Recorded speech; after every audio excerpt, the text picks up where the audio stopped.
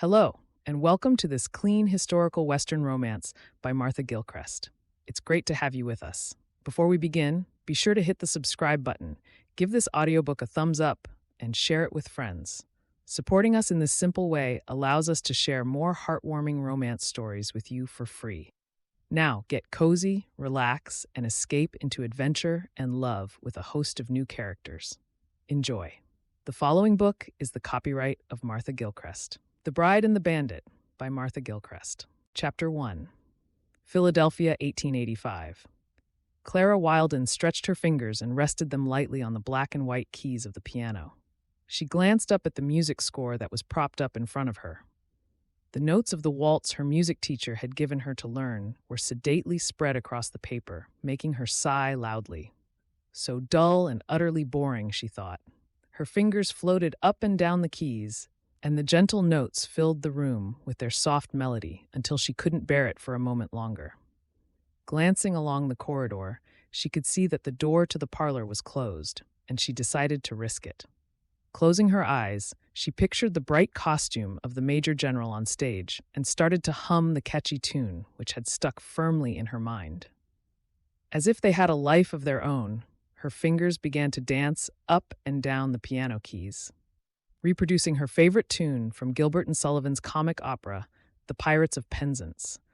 As the music grew louder and faster, a smile lit up her face, and her foot tapped along in time with the beat. Her hands bounced off the piano keys in a blur until the whole house filled with the riotous melody, making the cat leap off her cushion with fright and sprint out of the room with a startled yowl. Suddenly, the parlor door burst open, and an angular, gray-haired woman hurried out. Her lips were pressed together in a thin line, and she strode towards Clara with a horrified expression. "Stop that dreadful noise right now." The woman stood in the doorway and folded her arms. "Haven't I told you before about not disturbing your uncle when he's working in his study?" "Sorry, Aunt Catherine. I just find the waltzes that Miss Cooper gives me to learn so boring and repetitive. They all sound the same to me. Limping along like an old pony on its last legs, it's enough to send me to sleep. I'm beginning to regret allowing you to see that opera at the theater, Clara.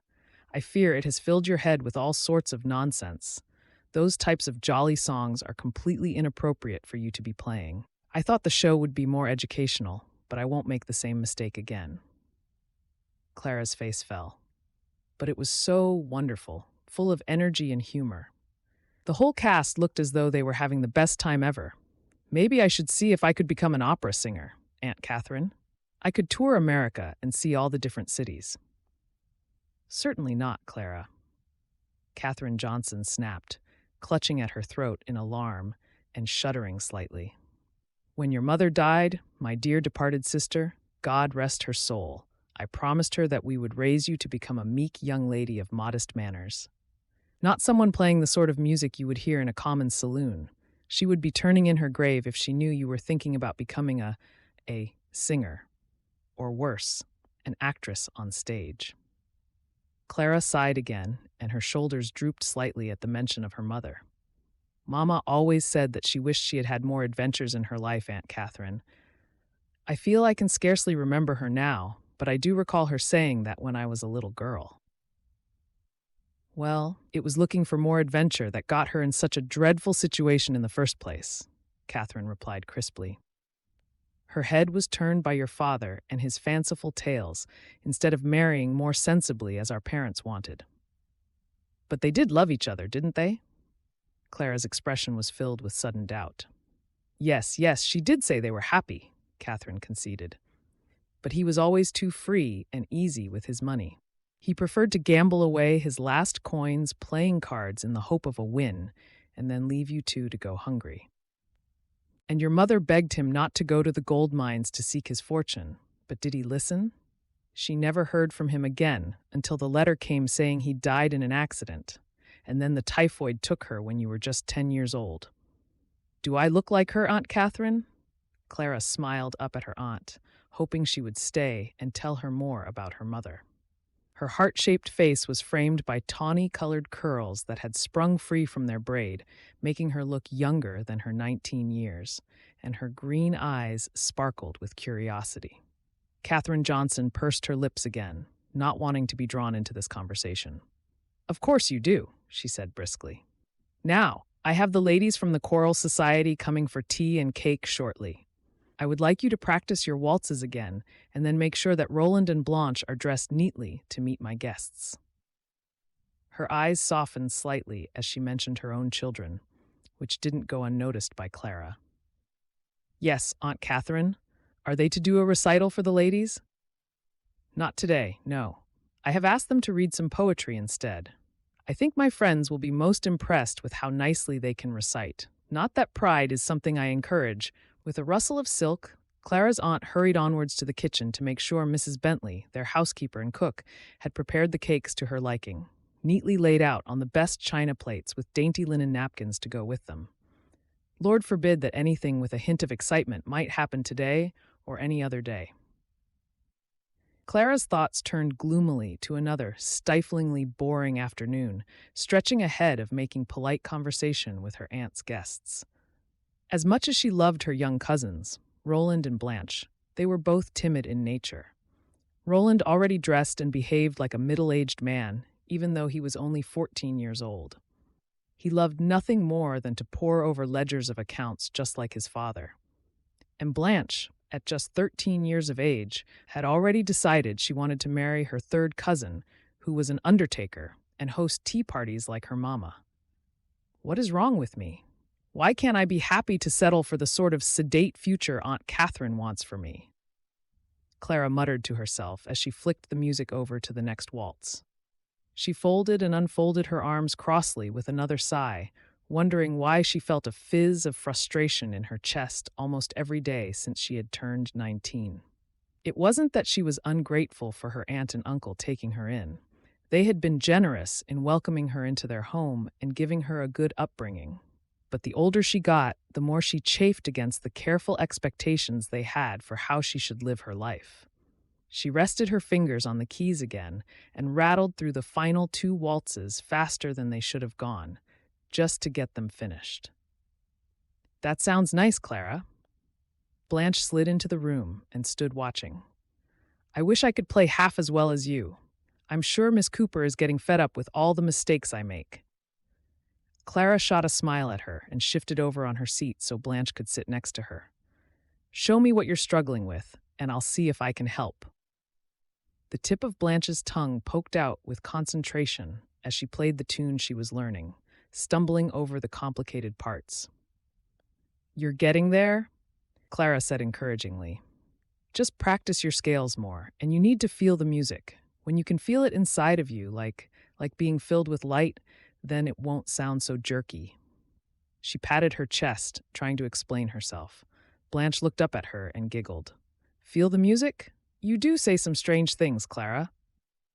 "I don't know what you mean." The carriage clock on the mantelshelf chimed the hour, and Clara jumped up. "Quick! I need to do your hair so you can recite poetry for the Choral Society ladies. They'll be here any minute. Has Roland put his best suit on?" Blanche nodded and followed her upstairs so Clara could braid her hair again and tie it up with the plain gray ribbons Catherine favored. An hour later, Clara stifled a yawn as she handed round the plate of cakes Mrs. Bentley had baked. The 3 women from the Choral Society chattered enthusiastically with Catherine about the next fundraiser they would be doing, without including her. The matronly-looking Ada Warren, who had been the first to set up their little group, sipped her tea and gobbled down a second slice of stem ginger cake with relish. "I hope Blanche will agree to do a solo performance for us, Catherine. Her voice is as sweet as a songbird." Catherine's cheeks flushed pink, and she nodded graciously. "She is rather shy, but I'm sure with some extra rehearsals she would be delighted to perform if that's what you think is for the best, Ada." "And what about you, Clara? Is there something you would like to contribute to our event?" "Unfortunately, my daughter won't be able to play the piano now that she's near her time of confinement with her first baby. Of course, she's the best pianist I know, but Catherine tells me you know some pleasant classical pieces." Clara gasped with surprise at being spoken to and coughed as a crumb of cake got stuck in her throat, unable to reply. "Of course, she would be delighted to step in, wouldn't you, Clara?" Catherine gave her a firm stare, wishing, not for the first time, that Clara could be more ladylike. She had been fidgeting and yawning for the last half hour, thinking that nobody had noticed. Clara nodded and gulped down a mouthful of tea to dislodge the cake. "Of course, Mrs. Warren, I'd be more than happy to. I know lots of different tunes, though my favorites are by Gilbert and Sullivan.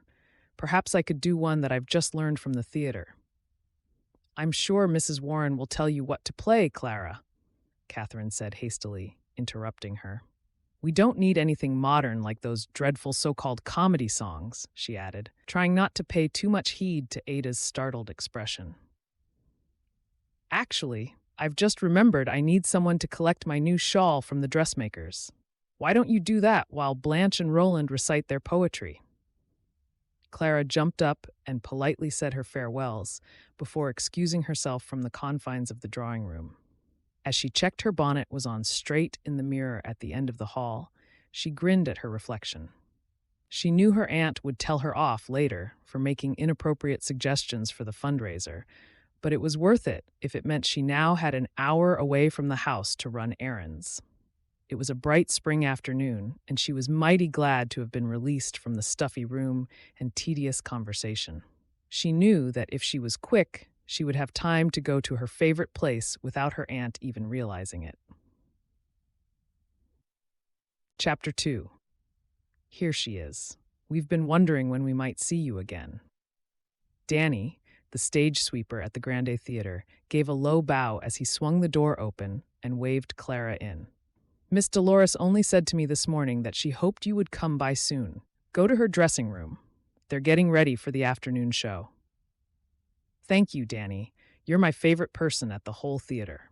Clara winked at him as he picked his broom up again. He was nearly 70 years old if he was a day, and his wizened face broke into a grin as she hurried past. She scurried through the maze of corridors and tapped lightly at one of the doors. "Come in, darling," a throaty voice from within said. "It's me, silly. You don't have to do your stage act now." Clara smiled at the young woman who was sitting in front of a large mirror, deftly applying a layer of rouge to her cheeks. "Clara, where have you been? It's so long since I've seen you. I was beginning to think your aunt had banned you from visiting me ever again." Dolores Angelica jumped up and swept Clara into a warm embrace. Her wrists jangled with bracelets, and her dark eyes, lined with kohl, sparkled with delight. "I can't stay," Clara said hastily. "Aunt Catherine sent me out to collect her new shawl, but she's hosting some of the Choral Society ladies at home with tea and cake, so I've got a tiny bit of freedom for half an hour at least." Dolores turned back to the mirror and puffed some powder onto her face, turning this way and that to admire herself. "There was me thinking you could sit backstage and watch the show. I'm debuting a new song tonight that will have the audience's hearts all of a flutter, especially the gentlemen," she added with a grin. "I wish I could, but I daren't stay," Clara replied, filled with regret. "Aunt Catherine heard me playing one of those Gilbert and Sullivan songs on the piano earlier and said it was far too jolly for her liking. I have to stick to those boring waltzes she enjoys so much." "You should run away and join the theater like I did," Dolores chuckled. "Do you remember when we were at school together? I said back then I wanted to do something adventurous with my life, and our teacher said young ladies like us should put all thoughts of adventure out of our minds." She shook her head and chuckled again. "Look at me now, singing my heart out every night with suitors clamoring for my attention, throwing red roses onto the stage after my songs." "Oh, don't say that," Clara wailed. "I already feel as though I'm missing out on all the fun stuck at home. My uncle told me last week that it was high time I should get married. Apparently, he already has someone in mind for me, but I feel as though my life has scarcely begun. If only I could do something this exciting. I don't have the courage you do, Dolores." Her eyes clouded with disappointment. "Besides, I always hoped I would meet a nice gentleman myself, but my aunt rarely lets me go out." "Don't have any courage? Of course you do," Dolores said firmly. "You had to get over being orphaned young, didn't you? That wasn't easy." "But I don't have any talents like you," Clara continued, sighing loudly. She picked up a feather boa and draped it over her shoulders before removing it quickly again.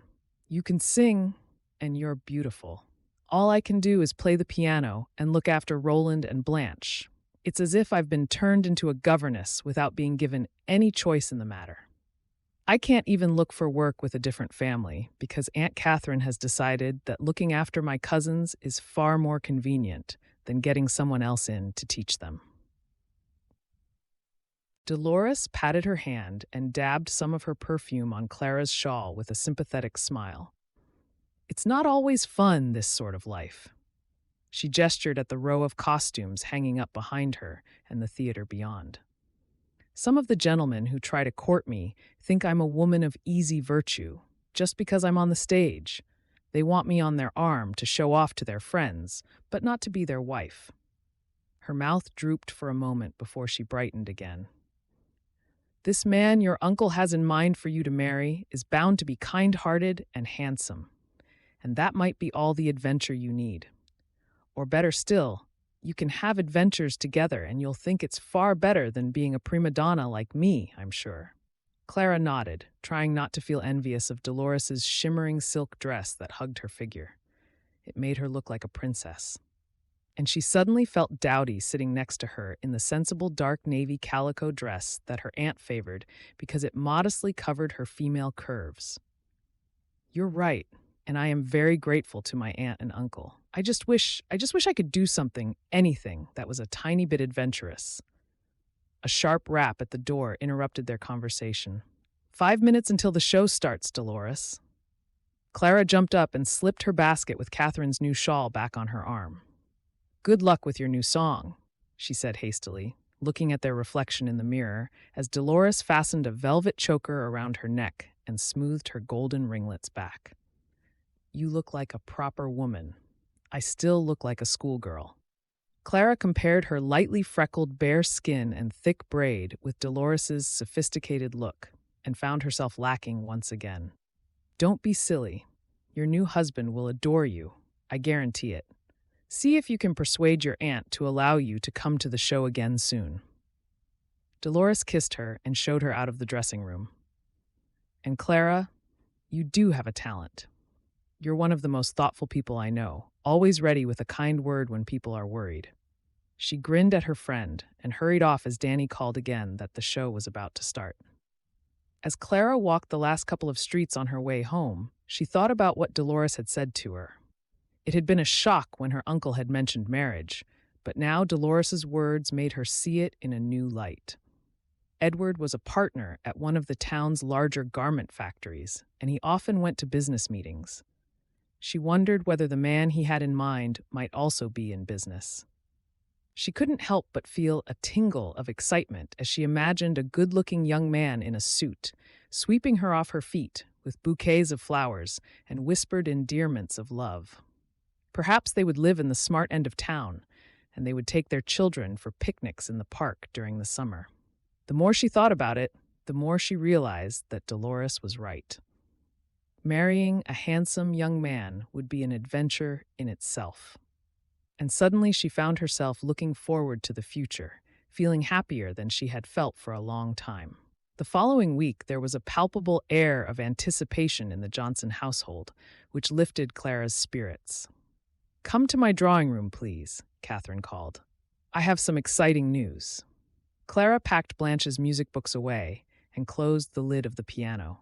They had been practicing for hours every day, and she could have played the pieces with her eyes closed now. Catherine looked up from her escritoire, where she was busy writing invitations for her next social event. We've had some good news about the concert. Some of Edward's business associates from New York will be attending, so it's even more important for his reputation that we make the right impression. Blanche shuffled her feet nervously. I hope I remember my song, Mama. What if I forget some of the words? Will Papa be angry with me? I have every confidence in you, Blanche. As Mrs. Warren said, you have a beautiful voice, and I know you've been practicing. Papa will be very proud of you. Who knows, it might even persuade some of the gentlemen to invest in the business when they see what a fine, upstanding man of the town he is. I have asked my dressmaker to fit you with a new dress tomorrow, so you're looking your best. Thank you, Mama. I'm so excited I could burst. Blanche clapped her hands and hurried from the room to go and practice her songs again. She was determined to make everything perfect, so her father would be delighted with her performance. Clara waited patiently to see if she would be offered a new dress as well, but she was soon disappointed.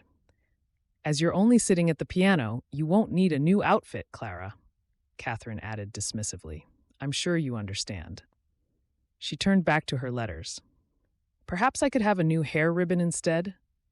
Clara hated to plead, but she was fed up with always looking like a frumpy governess. "I'm not sure that's really necessary, Clara. We mustn't forget that it's not polite to draw attention to ourselves," she added with a small frown, as though she was puzzled by Clara's suggestion. "Women of your age should remain modestly in the background at all times, dear. Speak quietly, and don't seek to put yourself at the center of everything. It's not an attribute that your future husband will appreciate." "But surely I should be allowed to look pretty sometimes, or express an opinion, Aunt Catherine? Are you saying I should never look nice or disagree with anything my future husband might say? I might as well be invisible, if that's the case." She bit her lip with frustration as Catherine shook her head sorrowfully. "I can see you still have a lot to learn, Clara. Edward is concerned that you might be growing up with the same wild tendencies your mother was prone to having. She was a very headstrong young woman, and it got her into all sorts of trouble. Not least, marrying your father." Clara felt a pang of resentment at her aunt's careless words and closed her eyes for a moment, wishing she could conjure her dear mamma back to life. "Dolores said there's nothing wrong with aspiring to more than just getting married to the first man who comes along." The words burst from her mouth before she could stop them, and she regretted them instantly as 2 spots of color appeared on her aunt's cheeks. "I thought we made it clear that you weren't to see Dolores again," Catherine snapped. "I smelled perfume on you last week when you came back from collecting my shawl. Did you go and visit her at the theater?" Clara lifted her chin defiantly. "Yes, I did, because she's my oldest friend. In fact, these days, she's my only friend because you don't let me go out anymore, since I've started teaching Roland and Blanche. All we did was talk for a few minutes before her performance. She has invited me to go and watch her new show from backstage, and I said I would like that very much," she added firmly. "Absolutely not," Catherine replied hastily. "That girl is a very bad influence, and I forbid you from seeing her again. She's filling your head with all sorts of nonsense. What would Edward's colleagues think if they found out you were fraternizing with a common or garden actress?" "She's more than an actress," Clara cried. "She's the prima donna opera singer at the theater. The gentlemen in the audience hang on every note that comes out of her mouth. In fact, she even offered to give Blanche a singing lesson on the stage one day. Dolores is a very kind person, you know, not the sort of woman of loose morals you think she is. She might have come from a poor background, but she's never been anything but a good friend to me." Catherine Johnson paled as she heard Clara's words. I will not allow you to draw Blanche into such tawdry activities," she spluttered. "Your uncle has a reputation to protect, and your thoughtless actions risk bringing it into disrepute." She snapped her fan open and fanned herself vigorously, looking close to tears. "I'm sorry," Clara muttered quickly, regretting her outburst. "It wasn't my intention at all, but I'm not a little child anymore, Aunt. I know the difference between good people and those of a questionable character." No matter how much she explained that Dolores was not a loose woman, her aunt seemed determined to think the worst of her. "I don't want to hear another word about it." Catherine jumped up and hurried off to Edward's study, leaving Clara feeling deflated. "Clara? Roland? Will you both come and listen to me again?" Blanche called to them both, and Roland came running down the stairs. "As long as you don't take too long. I have to finish my homework, and then Papa has promised to take me into his office later." Clara forced her face into a smile as she left the drawing room, not wanting to spoil Blanche's excitement. Suddenly, she heard snatches of urgent whispers coming from her uncle's study. "She's leading her astray. What if she turns out like her mother? We have to do something. It's intolerable. Think of what they might say. She's no better than a common hussy. The sooner she's married and out of this house, the better. I'm beginning to regret taking her in. I'll speak to him and arrange for an introduction after the concert. I think it's for the best." Clara's cheeks burned with shame as she realized her aunt and uncle were discussing her. She felt tears pricking the back of her eyes as she heard the disappointment in their voices, as though she was somehow letting the family down. "Clara, are you ready to listen to me?" Blanche peered out of the music room and beckoned her. "What on earth were you and Mama talking about? You look as though you're about to cry." "It's nothing," Clara replied. "Now, let's finish practicing, and then we might have time to do some needlework later." Blanche rustled her sheet music and stood demurely, fixing her gaze slightly above Clara and Edward as she sang so she wouldn't catch their eyes and end up giggling with nerves. Clara's mind drifted as the sound of the lilting song filled the room. Perhaps marriage is the best way for me to escape from here and live my own life after all. The thought took her by surprise, but as she considered it, she realized that it wasn't such a bad idea. She felt ready to move on in her life. But going to work for a different family wasn't an option. Instead, it looked like marriage to a suitable man would be the first step. She smiled again, this time for real. It sounded as though her uncle would be introducing her to her future husband soon, and now that she had gotten used to the idea, she was intrigued to find out who he was. Chapter 3. I'm sure you'll all agree that Blanche has the voice of an angel. Please do give her a round of applause. Mrs. Warren drew Blanche to the front of the stage and beamed out at the audience as they politely clapped. "Bravo, Blanche. That was wonderful." Edward's loud whisper from the front row made the people near him smile and clap even louder, and Blanche blushed and looked at the floor, unused to such attention. Clara's performance had gone off without a hitch, and Catherine had given her a small nod of appreciation at the end, glad that she had behaved more decorously since her recent outburst. "That brings us almost to the end of our event, ladies and gentlemen," Mrs. Warren said. "All that remains is to enjoy a cup of tea or a glass of fruit cup, and of course, any donations to our worthy causes would be most appreciated," she added with a coy smile. "Say, what about putting in a request? Maybe something a bit livelier. We're not at a funeral, you know." One of the men sitting near Edward stood up and swayed slightly. His cheeks were flushed from the amount of port he had drunk during their business lunch, and he chuckled at his own joke. "That girl on the piano played well. I'll donate extra for her to do one last song. Are you up for it, ma'am? I reckon the audience needs something to wake 'em up again." Mrs. Warren winced at his coarse words and started to shake her head. "What are you waiting for? I'll double my donation. Play anything you like," the man added, waving vaguely in Clara's direction. He peered around at the people in the audience, not noticing their shocked expressions. "You agree with me, don't ya?" he bellowed. "I swear this is the most boring concert I've ever been to, Edward. Why did you invite me?" he mumbled. Clara looked at her uncle's stricken face and came to a sudden decision. She turned back to the piano, and within seconds, the hall was filled with the rousing sound of a medley of comic opera songs. Catherine frantically signaled for her to stop as the members of the choral society gasped with disapproval. But Clara's eyes were closed, and all she could see was the swirling theater performers in her mind's eye as the music poured out of her, getting louder and louder. "That's more like it!" As the music reached its crescendo, the drunk man guffawed with laughter. He scrambled over the people sitting in his row, pulling money out of his pocket and waving it in Mrs. Warren's direction. "At last, some music we can all enjoy, not like that dreadful singing from that other girl. Play more." The man threw a handful of money into the air and started clapping loudly in Clara's direction. With that, Blanche burst into tears and ran to the back of the hall. "How dare you insult my daughter?"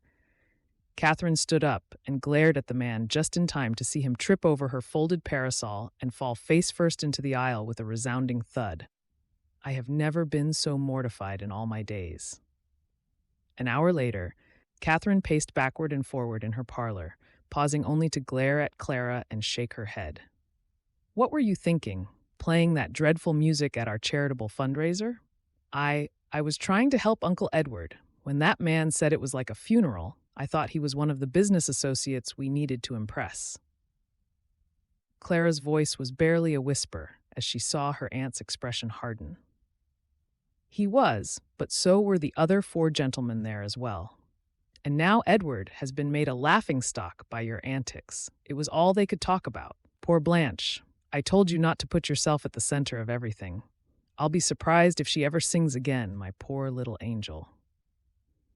But I thought that Blanche's singing was beautiful, Aunt Catherine. It wasn't me who said otherwise. I couldn't help what that man said. You're just like your mother, Catherine replied sharply. She always wanted to be the center of attention, too, making me look inadequate by comparison. I won't tolerate you doing the same to my darling little girl. I promise that wasn't my intention. It won't happen again. Clara gulped back the tears that threatened. Catherine suddenly stopped pacing and folded her arms, giving Clara a shrewd look. You're quite correct that it won't happen again. Edward has promised your hand in marriage to his business acquaintance, Mr. Wentworth, and I shall insist that it takes place at the earliest opportunity. I have done my duty by raising you, and this is how you thank me? Well, your hot-headed behavior can be Mr. Wentworth's problem to deal with from now on, not ours. Thank you, Aunt. I won't disappoint you again. Clara stood up to leave, trying to blot out her aunt's harsh words by clinging to the idea of the young man she would soon be meeting. I shall invite him to come and dine with us tomorrow evening, Catherine added. Wear the gray dress, and don't speak unless I ask you to. I won't have you messing up this as well as everything else. With that, Catherine swept out of the parlor, leaving Clara feeling torn. She wished she could undo the man's unkind comments about Blanche's song, but at the mention of meeting Mr. Wentworth, she couldn't help feeling a ripple of excitement about the new chapter of her life that was about to unfold. The following morning, Clara kept herself busy by offering to clean out the larder for Mrs. Bentley as Blanche was in bed with a headache. Poor little mite, Mrs. Bentley commented as she prepared a cup of warm milk for Blanche. She's always been such a shy girl, and now all this terrible business won't have helped with her confidence.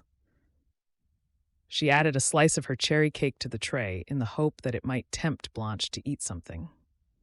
I feel terrible about the whole thing, Clara said miserably. I told her this morning that the man was a drunken fool and she should pay no attention to anything he said. The Choral Society ladies all agreed that her songs were wonderful, and I think some of the guests gave more money to the fundraiser because they felt so sorry she was upset. Mrs. Bentley patted Clara's arm, seeing how troubled she was. I'm sure she won't hold it against you, dear. Blanche is a forgiving sort of girl, and I'd hate to see the 2 of you fall out over this. I know Blanche will come around, but Aunt Catherine might take longer, Clara said with a sigh. I feel as though I've spoiled everything. I just hope Mr. Wentworth won't see me in a poor light because of this. Aunt Catherine said he's keen to have a quick engagement. It could all happen in a matter of days. Maybe with a wedding to plan, everyone will forget about the concert. I'm sure Blanche will be happy to help me choose a new dress for the wedding day. The cook shot her a surprised look. You're to marry Mr. Wentworth? He must have a son I didn't know about. What do you mean? Clara wiped the jars of preserved fruit, checking that all the lids were secure. Mr. Wentworth used to come and dine with your uncle many years ago before you came to live here. He was a cantankerous man, always quick to find fault with my food. I used to be on tenterhooks for days when I knew he would be dining with the master, even though your aunt used to try to reassure me. He was something to do with your uncle's business, so I had to put up with his comments. Mrs. Bentley shook her head and chuckled.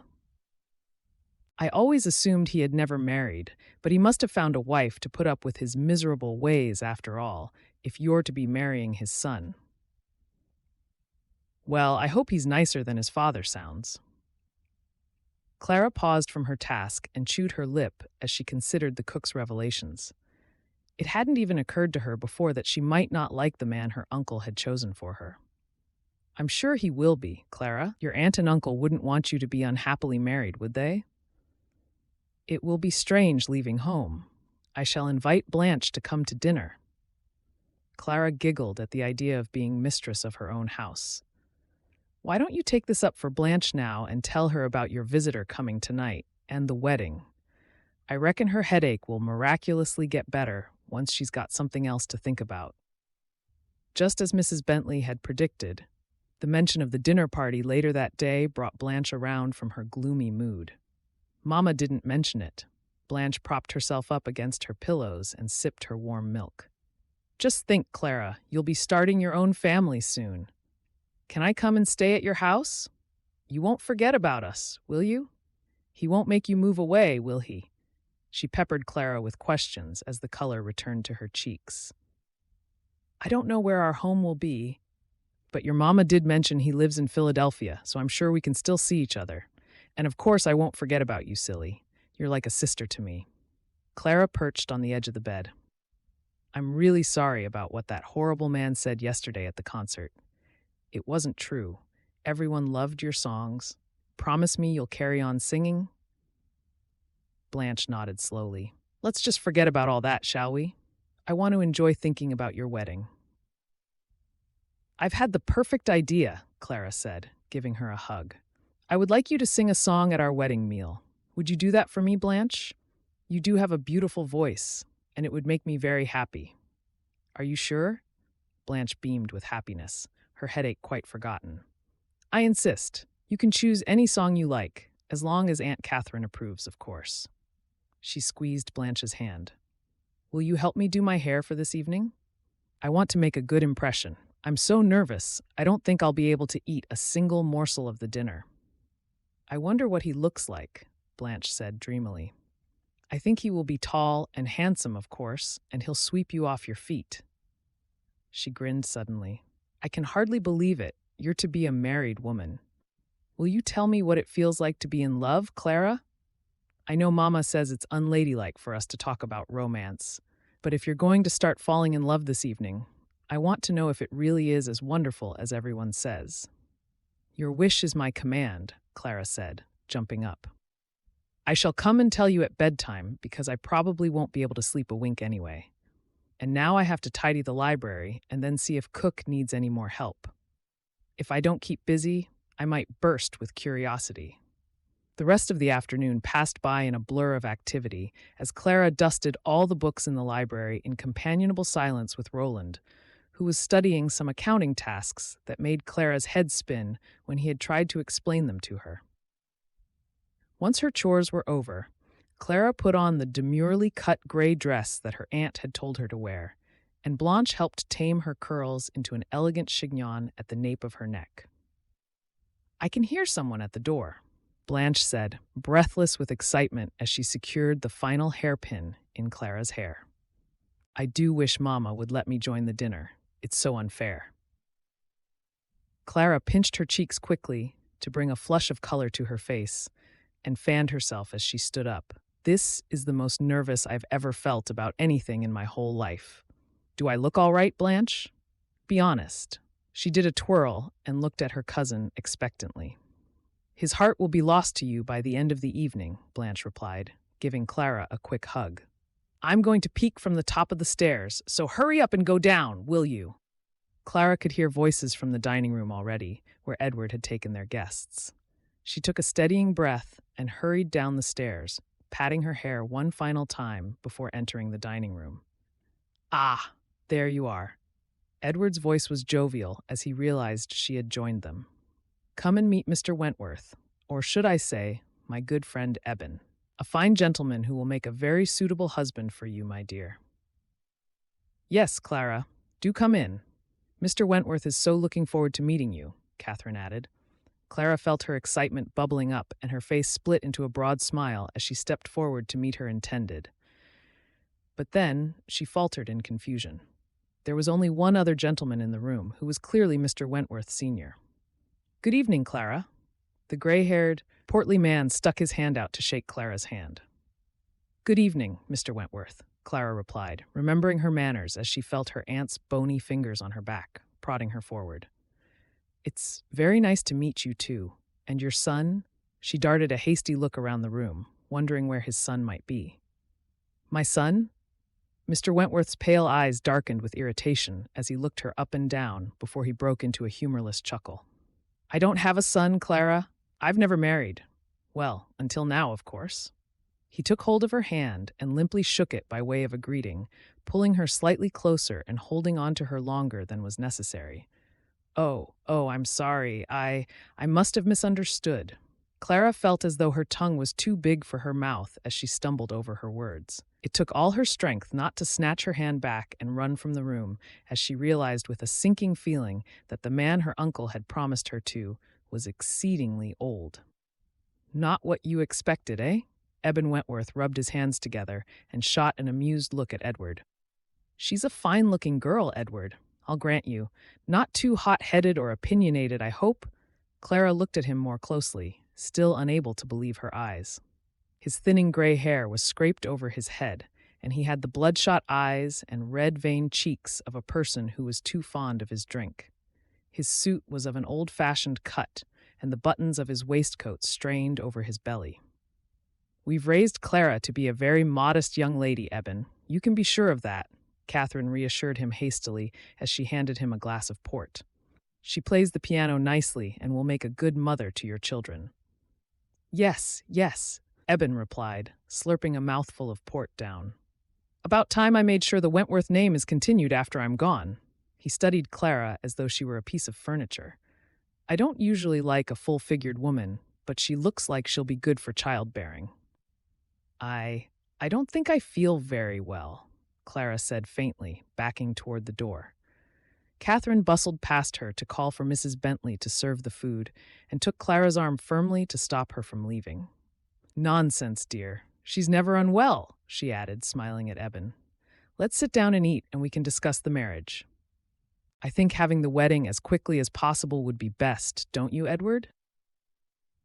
Clara's head swam as Catherine propelled her firmly to the chair next to where Mr. Wentworth was already sitting down, shaking out his linen napkin and pouring himself a large glass of wine. I've already asked the pastor, and we can be married next week, Eben said with a pleased smile. No need to wait, is there? And like you said, Edward, this marriage will be good for both of us.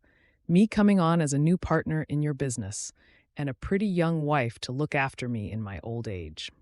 Now, let's eat, shall we? I hope the food has improved since the last time I was here. Eben Wentworth sat back in his chair with a self-satisfied smirk as Clara took a sip of water, trying not to let the tremble in her hand give away just how shocked and repulsed she felt. Here's to a very satisfactory arrangement, Edward replied. He raised his glass and smiled broadly at Catherine and Eben. Finally, he met Clara's eye to include her in the conversation. You're very fortunate that Mr. Wentworth has chosen you to be his wife, Clara. He's a fine, upstanding businessman, and your aunt and I feel we have discharged our duty to you as your adoptive parents by arranging such a splendid marriage. I'm sure you'll be very happy. His tone brooked no argument as he took a sip of wine. Thank you, Uncle. I'm sure it will be. Clara swallowed the lump in her throat and lifted her chin, determined not to cry in front of them.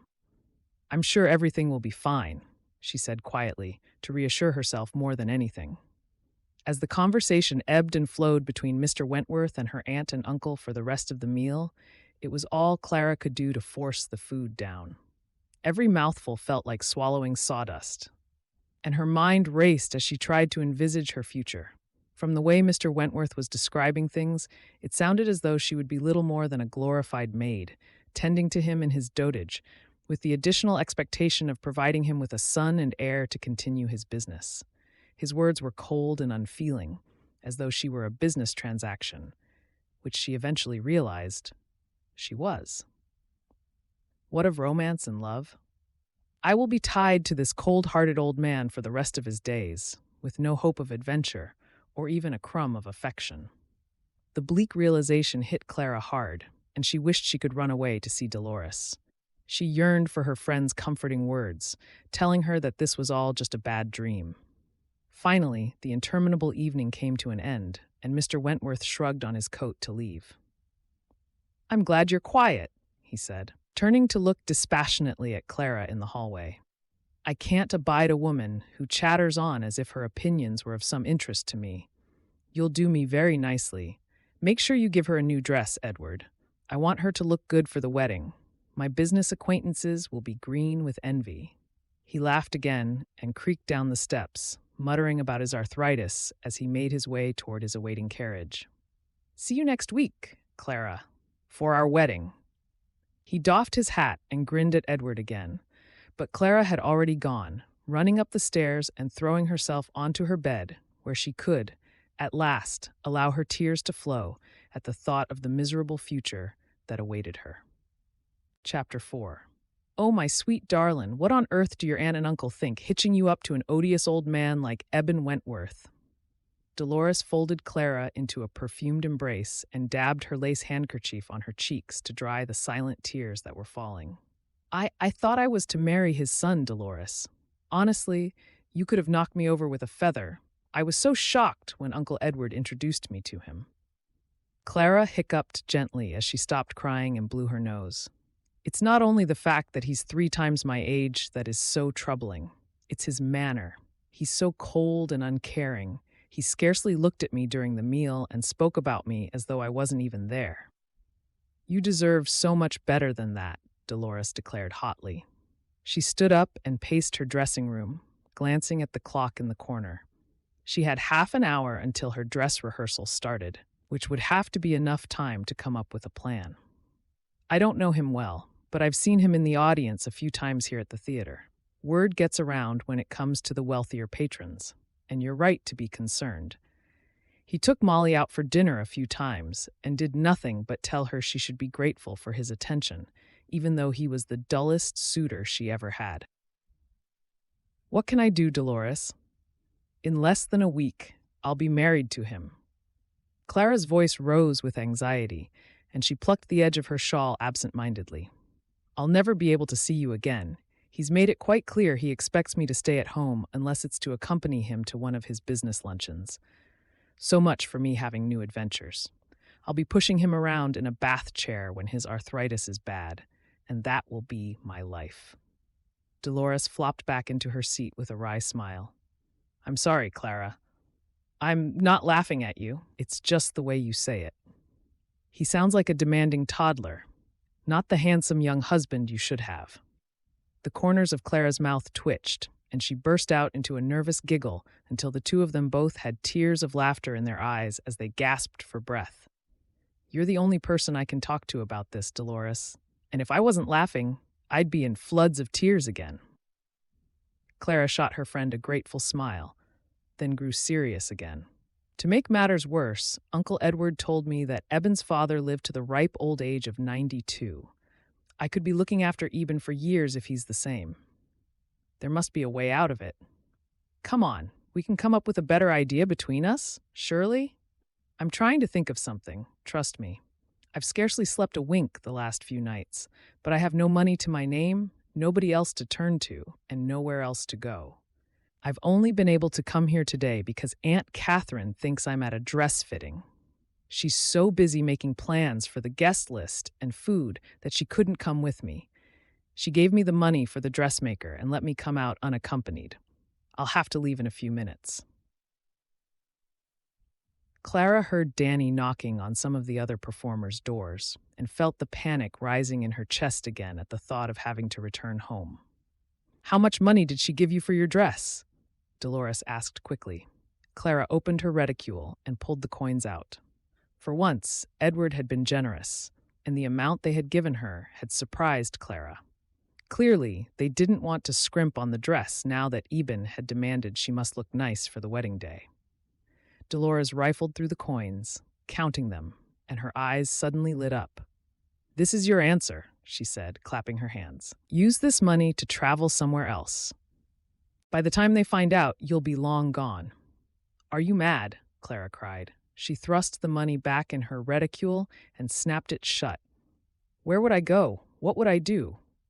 She folded her arms and took a shaky breath. "I'm not a thief, Dolores. I might be desperate, but I could never do that. Imagine what they would think of me then." Dolores clasped Clara's hands between her own. "What choice do you have, Clara?" she asked gently. "If you stay here, you'll have to marry Mr. Wentworth. We both know they won't take no for an answer or allow you to change your mind." But, how would I support myself? You could be a teacher. One of my gentleman admirers took me out for dinner 2 nights ago, and he told me they're desperate for good teachers out west at the frontier towns, and for brides as well. Look, let me show you what he gave me." Dolores opened a drawer in the dressing table behind her and pulled out a folded piece of paper, waving it at Clara. "What is it?" Clara asked, her interest piqued. "He showed me this copy of the Matrimonial Times in case I ever wanted to leave the theater. You see, I'm telling you the truth. Look, all these gentlemen are looking for brides to marry from the East Coast." Dolores flicked the pages excitedly. "And see, there are advertisements for some ladies to become teachers as well.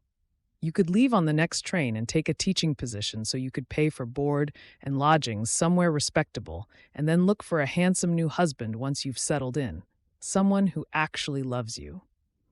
But using this money would make me a thief, Dolores, like I said." Clara scanned the advertisements and felt her resolve weakening. This was the first time she had seen a glimmer of hope for a way out of her marriage to Mr. Wentworth. "What about these last few years you've been teaching Blanche and Roland? Did your uncle ever pay you?" Dolores demanded.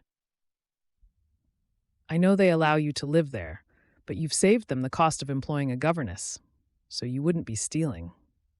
It would be taking what they owe you and using it to make a life for yourself, free from that old misery they want you to be with." "I don't know." Clara chewed her lip and glanced down at the advertisements again. "Most of these seem to expect someone to correspond with them for a few months to get to know them. I could end up in an even worse situation." "How long have you been saying you want to have some adventure in your life, Clara?" Dolores raised her eyebrows and nudged her. "What's the worst that could happen? You work as a teacher for a little while and don't like it? You can always come back to Philadelphia again, as long as you're careful with your money to save up for the train fare." "You make it sound so simple. I wish I had my mama's blessing, or some sort of sign that this is the right thing to do." Clara sighed and tightened her shawl. Dolores would be going on stage shortly, and she had to hurry for her visit to the dressmaker before her aunt started to wonder why she was staying out for so long. Dolores coiled her hair up and secured it with an ornate silver comb, pulling a couple of strands loose to frame her face. "Promise me you'll have a proper look at those advertisements and think about it, Clara. At least do that. You owe it to yourself. Being with old Mr. Wentworth, who thinks so little of you, for all those years ahead, is that what your ma would have really wanted for you?" She squeezed Clara's hand, looking her in the eye. "You deserve to be married to someone who loves you, Clara. It's not too much to ask, is it?" Clara nodded slowly and stuffed the paper into her dress pocket. "What would I do without you?" she replied, standing to leave. "Well, I've been trying to persuade you to join the theater for years, so this is the next best thing. And Clara, I'm sorry your ma isn't here to give you her blessing, but I think you inherited her sense of adventure for a reason, and you know the right thing to do, deep in your heart." As Clara hurried through the streets toward the dressmaker, her mind was in turmoil. Just from her initial look at the advertisements, she had been shocked to see just how many gentlemen were looking for brides out west. And the matrimonial agencies themselves promised opportunities galore for young ladies looking for a new adventure. It was as if the scales had fallen from her eyes and she had been shown a secret doorway into a different future from what her aunt and uncle had planned for her. "But I would miss Blanche and Dolores," she muttered to herself. "Lord, grant me your wisdom to make the right decision. I pray for some sort of guidance to tell me what I should do." Glancing up the street, she suddenly noticed a boldly lettered board advertising directions to the railroad station that had never caught her attention before, because she had never needed to travel. It showed that the station was just one street over from the dressmaker's workshop. With the hint of a smile, she marveled that a sign had been given to her so quickly after her prayer of desperation. She felt the weight of the coins in her reticule, wondering whether it would harm to find out how much a ticket out west might cost. As if her feet had a life of their own, a few minutes later, she found herself standing in the ticket office, facing the clerk, who was idly flicking through a ledger of what looked like train times. He looked up at her. Are you here to buy a ticket? Clara gulped and turned her back on him, suddenly losing her nerve. Now that it had come to it, she had no real idea where she should go. Dolores had said to head west, but it seemed like a vast and hazy destination in her mind, from only knowing Philadelphia her whole life. She pulled the paper from her pocket with shaking hands and opened it up carefully, not wanting the clerk to see her indecision. Scanning the advertisements again, her eyes alighted on a small one in the top corner of the page. Due to unexpected illness, we are seeking a new teacher for the school in Fairhope Point. Board and lodging are provided with favorable rates of pay to start immediately. Beneath it, there was a name and address to reply to.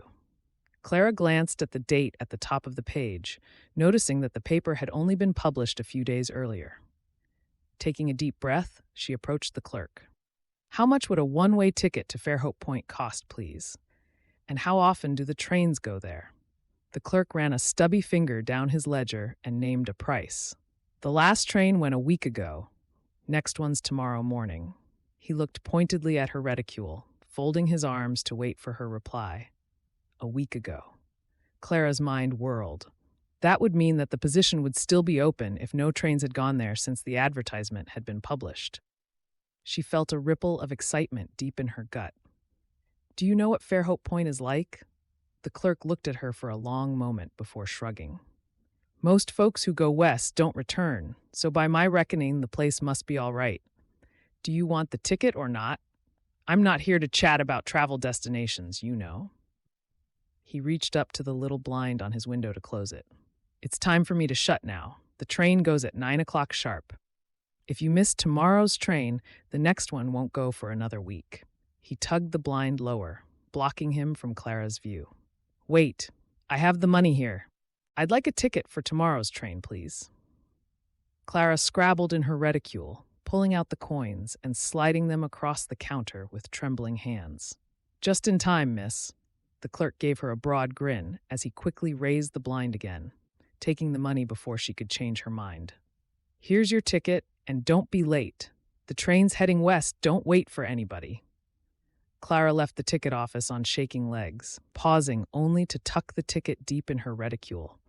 She looked at the last handful of coins she had from the money her aunt had given her for the dress. It would be enough to pay for her other traveling expenses, and perhaps a week or two at a cheap boarding house, and then she would have nothing left. What have I done? Her head was spinning with terror and excitement at the same time. There was no going back now. She had one last night at her aunt and uncle's house to get through, and then her new life would begin. She hurried back toward the theater to leave Dolores a note, hoping that her friend would understand why she hadn't had time to say goodbye in person. Chapter 5. The following morning, Clara let herself quietly into Blanche's bedroom. The young girl was breathing softly, still fast asleep. Wake up, Blanche. There's something I need to tell you. Clara drew back the drapes just enough to let a little light into the room, then perched on the edge of Blanche's bed. What is it? Blanche yawned and shuffled higher on her pillows, blinking sleepily. Promise me you'll be quiet while we talk? I've got some news. Blanche rubbed the sleep from her eyes and shot Clara a look of dawning realization as she took in the fact that Clara was wearing her outdoor shawl and had left her small carpet bag just inside the bedroom door. You're leaving, aren't you? Is it because of Mr. Wentworth's proposal? Clara placed her hand over Blanche's and nodded. I can't marry him, Blanche. I just can't. I don't expect Aunt Catherine and Uncle Edward to understand, and I hope that one day they won't think badly of me for what I'm about to do. Blanche's eyes filled with tears, and she threw her arms around Clara's shoulders. I shall miss you so much, Clara. I wish you didn't have to go, but honestly, I can see why you are. Mr. Wentworth didn't look anything like what I imagined your husband would be like. Where are you going? Will I ever see you again? Clara pulled a letter from under her shawl and propped it up on the bedside table. I'm going to take up a teaching post out west, and maybe one day I'll meet a more suitable man to marry as well. She lifted her chin, determined not to cry. Will you give that letter to Aunt Catherine in a couple of hours for me, please? It explains everything. Blanche nodded, and gave her cousin a half smile. Mama will be furious, but I think secretly she will also rather admire what you're doing, Clara. She told me once that she wished she had been a bit more confident, like your mother. She was always the bold one, and now you're following in her footsteps, taking matters into your own hands. Maybe I'll be brave enough to do the same one day, she added with a chuckle. Now don't do anything rash, Clara said hastily. I'm only heading out west because I can't see any other option, but you'll have a wonderful life here, I'm sure. See if you can persuade Aunt Catherine to let you have singing lessons with Dolores. She can come to the house, you know, and she's always been a loyal friend to me. You have a beautiful voice, and you could learn a lot from her. The clock downstairs chimed the hour, and Clara glanced nervously over her shoulder. I have to go now before your parents get up. I love you, Blanche. Please say goodbye to Roland from me, and I promise I will write and let you know I'm well once I settle in. I'll tell you all about the school and what the town is like. Her voice trailed off as tears pricked behind her eyes. You're doing the right thing. Old Mr. Wentworth should never have expected to marry you. Now hurry, or you might change your mind and be stuck with him. Blanche jumped out of bed and gave her a hug. Wait, take this with you to remember me by. She darted across to her dressing table and picked up her silver-backed brush, slipping it into the top of Clara's carpet bag. Now you'll think of me when you're doing your hair every morning. Clara tiptoed down the stairs, turning only to give Blanche one final wave before letting herself out of the heavy front door. The dawn sky was still a pale, pearly wash of blue that promised a warm day ahead, and she could see some of the maids sleepily emerging to scrub doorsteps before their masters and mistresses rose for the day. She had told Mrs. Bentley the night before what she was planning and knew that the cook would keep her secret until after the train had left because she had been horrified by the impending wedding. Farewell, Philadelphia, and my family, Clara whispered quietly to herself. Wish me well for my new life. She hitched her carpet bag higher on her arm and slipped quickly along the street, taking care not to catch anybody's eye. This here's your stop, ma'am. Fairhope Point, you said, right? A few days after her hasty departure, the railroad conductor nudged Clara from her doze, making her jump. Huh? Oh, are we here already? Clara sat up straighter in her seat and peered through the window. The flat, dusty landscape appeared in snatches between the billowing clouds of steam that were belching from the locomotive engine at the front of the train. The old girl's struggling a bit, the conductor said with a wry grin, jerking his head toward the engine carriage. He pushed his cap to the back of his head. Lucky we ain't got far to go beyond Fairhope. We'll stop for a day to do some repairs at Westerville and be on our way again soon enough. The bosses don't like the train to be idle for long. Clara shook out her shawl and tied it around her shoulders, stretching out her aching muscles. She had chosen one of the cheap seats to make her money go further, and her back ached from where the hardwood had dug into her for the last few days. I'm surprised you're getting off at Fairhope Point. There ain't much there. The conductor gave her a quizzical look. Most young ladies head for the bigger towns further out west. Clara shrugged. I'm starting a new job. I don't mind if it's a small place. It will be easier to get acquainted with people. I'm told the folks out here are very friendly. Her excitement started to bubble up, and she wondered why the conductor had a doubtful look on his face. Friendly, huh? I suppose you could call it that. Mind that you stay somewhere reputable, he added with a look of fatherly concern. It doesn't take much for someone your age to get into a spot of bother if they don't know what they're doing in these parts. Not everyone is as gentlemanly as me, if you get what I'm saying. Clara considered what he had said as she watched him walking down the carriage, checking who would be staying on the train for the next leg of the journey. His words had given her a twinge of apprehension, but then she reminded herself that it was only natural because she had led such a sheltered life until now. Lord, please let everything work out for me. She murmured the words under her breath and took a firm hold of her carpet bag as the first few buildings of Fairhope Point came into view. A few minutes later, she clambered down the steps onto the wooden platform, lifting her shawl higher to keep the dust from her face. A warm wind blew across the open landscape, sending eddies of brown dust swirling into the air. A few other people had also gotten off the train, and they hurried past her, intent on getting to their destination as fast as they could. "Excuse me, do you know where the school is, please?" Clara waited patiently for the porter to finish loading a pile of boxes onto his handcart until he turned around to reply. "The school you want? Just follow the main street eastward and you won't miss it. Watch out going past the saloon, though. A purty girl like you is sure to turn a few heads." The man winked and nodded his head toward the exit, showing her which way to go. Clara could feel her heart hammering in her chest as she strode along the sidewalk. A dog snoozing in the sunshine jumped up and barked at her outside the seed store, but she was relieved to see him wagging his tail at the same time. "Howdy, miss. Can I help you?" The question came from a freckled boy who was lounging next to the horses outside one of the town's saloons. He took off his hat and waved it in front of his face to get rid of a fly before replacing it at a jaunty angle and sticking his hands back in his pockets. "Shouldn't you be in school?" Clara's question popped out of her mouth before she had time to think, and she blushed as he threw his head back with a bark of laughter. "Nope, I'm done with school. I have been for a long time." The boy stood taller, patting the neck of one of the horses he was standing next to. "Book learning is for the little ones. I've got an important job to do. Besides, I like making my own way in life. I earn a decent amount looking after the horses for—" He stopped suddenly and gave her a sly look. "Well, who I'm helping is my own business. You don't need to know about that." "You don't look that old," Clara continued. The boy seemed harmless, and she was glad to have made an acquaintance already. "Maybe you'll come back when I'm teaching at the school. It would be nice to see you there." The boy chuckled again. "Nice try, ma'am, but I'm nearly 14, and as I said, I'm done with school."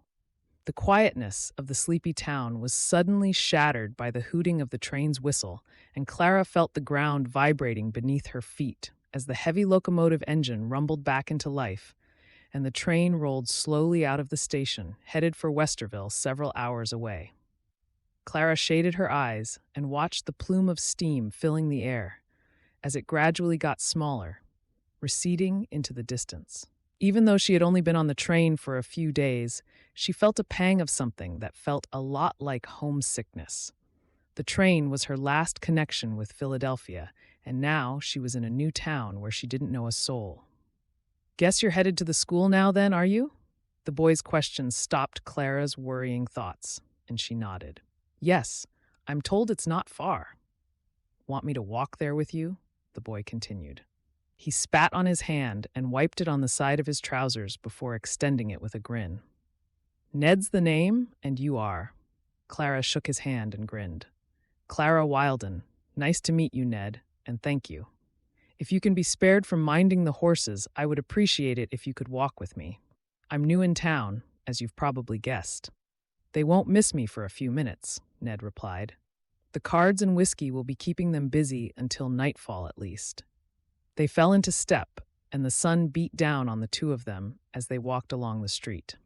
When it felt as though they were almost leaving the town, Clara noticed a ramshackle wooden building that looked more like a stable than a school. "That's it over there," Ned said, pointing to it. "Are you sure?" Clara felt another ripple of worry. The building scarcely looked big enough to be a family home, let alone to hold all the children of the district for their studies. "The proper school got damaged in the last floods. This is what they're using for now, although I'm surprised they need 2 teachers," he added. "Anyway, I'd better get back. Gotta make sure them horses are safe." With that, he turned on his heel and jogged away with a backward wave. Clara straightened her shawl and took a deep breath before walking up the path. The door of the makeshift school sagged slightly on its hinges, and she could see a fly on the inside of the window, trying to get out. She lifted her hand ready to knock, but before she could, the door flew open. "What now? We aren't enrolling any new children at the moment, not until the new school is built." 2 button black eyes peered past her. "How many children do you have anyway?" "Oh no, there's been a misunderstanding," Clara said hastily. I'm not here with any children. I've come for the teaching position. I'm a teacher, you see, and there's a vacancy at the school. I have the advertisement from the Matrimonial Times." She pulled the piece of paper out of her pocket and held it out. The woman pursed her lips, ignoring the paper. "I told him not to place that advertisement, but did he listen?" She sighed and shook her head sharply, making her sparse gray curls bob in an agitated fashion. "That mayor meddles more than he should. I suppose you'd better come in." She gripped Clara with a bony hand and pulled her into the cool interior, shutting the door firmly behind her. A rustle went around the room as 20 heads turned to gaze at her. "Who are you?" one of the children asked before breaking into a giggle. "Get back to work, Eleanor. It's none of your business. You'll be up at the front of the class reciting that poem in a minute, so mind your manners and don't be nosy." The little girl dragged her eyes reluctantly back to her studies, and the woman propelled Clara to a small room at the back of the classroom that was barely bigger than a closet. "You've had a wasted journey, I'm afraid. I took ill a couple of months ago, and that fool, the mayor, thought I wasn't going to pull through. He placed that advertisement, even though I told him I'd be well enough to get back to doing what I love soon enough, with a bit of help from the Lord." Clara's face fell. "So are you saying there's no teaching position available? Do they need another teacher? I could work with you. I'm hardworking, and I wouldn't expect too much money if I'm getting board and lodging." The woman held up her hand to stop Clara. "I'm sorry, my dear. You can see, we're only a small town. We don't need 2 teachers." Oh, I don't know what to do. I pinned all my hopes on this, you see." Clara felt the panic rising in her chest. "I can't go back to Philadelphia. I just can't." The woman gave her a shrewd look and folded her arms. "You're not in the family way, are you?" "No, goodness me, no. Quite the opposite. I was promised to a dreadful man, 3 times my age, and I ran away. I don't have any other family." Clara's words trailed off. "But I have been acting as a governess to 2 bright children. I know I would make a good teacher." "Well, that was rather a rash thing to do, without writing first to check that the position was available." The woman unfolded her arms and finally gave Clara a smile. "It sounds like you didn't have time, though. Am I right?" Clara nodded her head ruefully. "Today would have been my wedding day." She shuddered at the thought. "I might have a solution to your troubles," the woman said slowly, as an idea occurred to her. "Have you heard of Blossom Creek? It's a bigger town than this, further out west. My sister lives there. She said they're looking for teachers because the school is growing. Also, some of the menfolk look for brides to marry who can look after their children, too, similar to what you were doing in Philadelphia, by the sound of it. She was trying to persuade me to go, but marriage isn't for me," she added with a chuckle. Clara released the breath she hadn't even been aware she was holding. "I should have just enough money for the train fare," she said happily. "Thank you. For a minute there, I was thinking my adventure was over before it had even started." "It's only the stagecoach to get to Blossom Creek from here," the woman said. "Head back into town, and they'll fix you up with a ticket to go. If you're quick, you might even get on the one leaving later today." "I guess I could try that." Clara looked around again at the small classroom. "If I could suggest some sort of work here at Fairhope Point, I would. But you'll have a much better chance of finding something more suitable at Blossom Creek. It's growing fast, and it's popular with mail-order brides, so you won't have any trouble finding somewhere safe to stay as a single woman." The woman ushered Clara toward the door, keen to get back to her duties as the children fidgeted restlessly. "Head back to the station and ask about the stagecoach. You'll be there in a couple of days. Here, I'll give you my sister's name and address so you can look her up." She took the paper that Clara was still holding and hastily wrote a note of introduction and her name and address on it for her. "My sister is Margaret Walters. Tell her I sent you, and ask if she knows of any teaching positions, and perhaps she can recommend a boarding house for you too. She can be a bit of a busybody, but she'll help you find your feet." "Well, I suppose I'd better be quick," Clara said with a grateful smile. "Looks like my new home is going to be Blossom Creek instead of Fairhope Point. This is turning into quite an unexpected adventure." Chapter 6. We're going to have to take a different route from the one I usually follow." Gerald Price, the stagecoach driver, stuck his thumbs in his suspenders and surveyed the damaged bridge, kicking a piece of the charred, splintered wood with his boot in disgust. "They don't pay me enough to be dealing with this," he muttered to himself. Clara climbed down from the stagecoach, using the opportunity to stretch her legs. Despite what the teacher had said about it leaving yesterday, in the end, the stagecoach had departed from Fairhope in the cool of the morning before sunrise, and Clara had spent the night dozing in the station waiting room to save the cost of a room in a boarding house. "Is it going to make us late? I don't want to miss my niece's wedding." Mrs. Morgan, one of the other passengers, hurried over to the driver, plucking impatiently at his sleeve. "Why didn't you tell us about this?" she demanded. "Ma'am, if I'd known the bridge had been destroyed, I wouldn't have come this way. I heard there's a gang of cattle rustlers operating in these parts. I reckon they probably did it." "Cattle rustlers? You mean we might be attacked?" Ida Morgan's mouth gaped open in alarm, and her question came out as little more than a squeak. "I'm sure we'll be fine, won't we, Mr. Price?" Clara had edged closer to hear the conversation, and she smiled encouragingly. "If it's cattle they're after, they'll stay well out of our way, surely?" But you hear such terrible things," Ida cried, clutching her reticule tightly to her chest. "If I'd known there were thieves and bandits on this route, I never would have agreed to come this way. I knew I should have taken the train instead." She glared at the stagecoach driver as though he had tricked her. "Let's all just calm down, shall we? I've been driving this stagecoach for nigh on 20 years, and I ain't never been attacked by more than a few insects, Mrs. Morgan. Like Clara just said, if, and it is if, the cattle rustlers are working out here, they're not going to bother us. They won't want to do anything to draw attention to themselves, will they?" Clara added. "We're just innocent travelers going about our business. I think we should have faith in Mr. Price. If he says we're safe, then I'm sure we'll be fine." Ida darted a nervous look around the empty landscape and beat a hasty retreat to the security of the wagon. "Will the other route take much longer?" Clara asked quietly. "Not really," Gerald replied. "It takes us through Windy Canyon, which is a bit tough on the horses, but as long as we take it steady, it shouldn't add more than a day to our journey. I always carry a few extra provisions, just in case." Clara felt happier with his reassurances and grinned at him.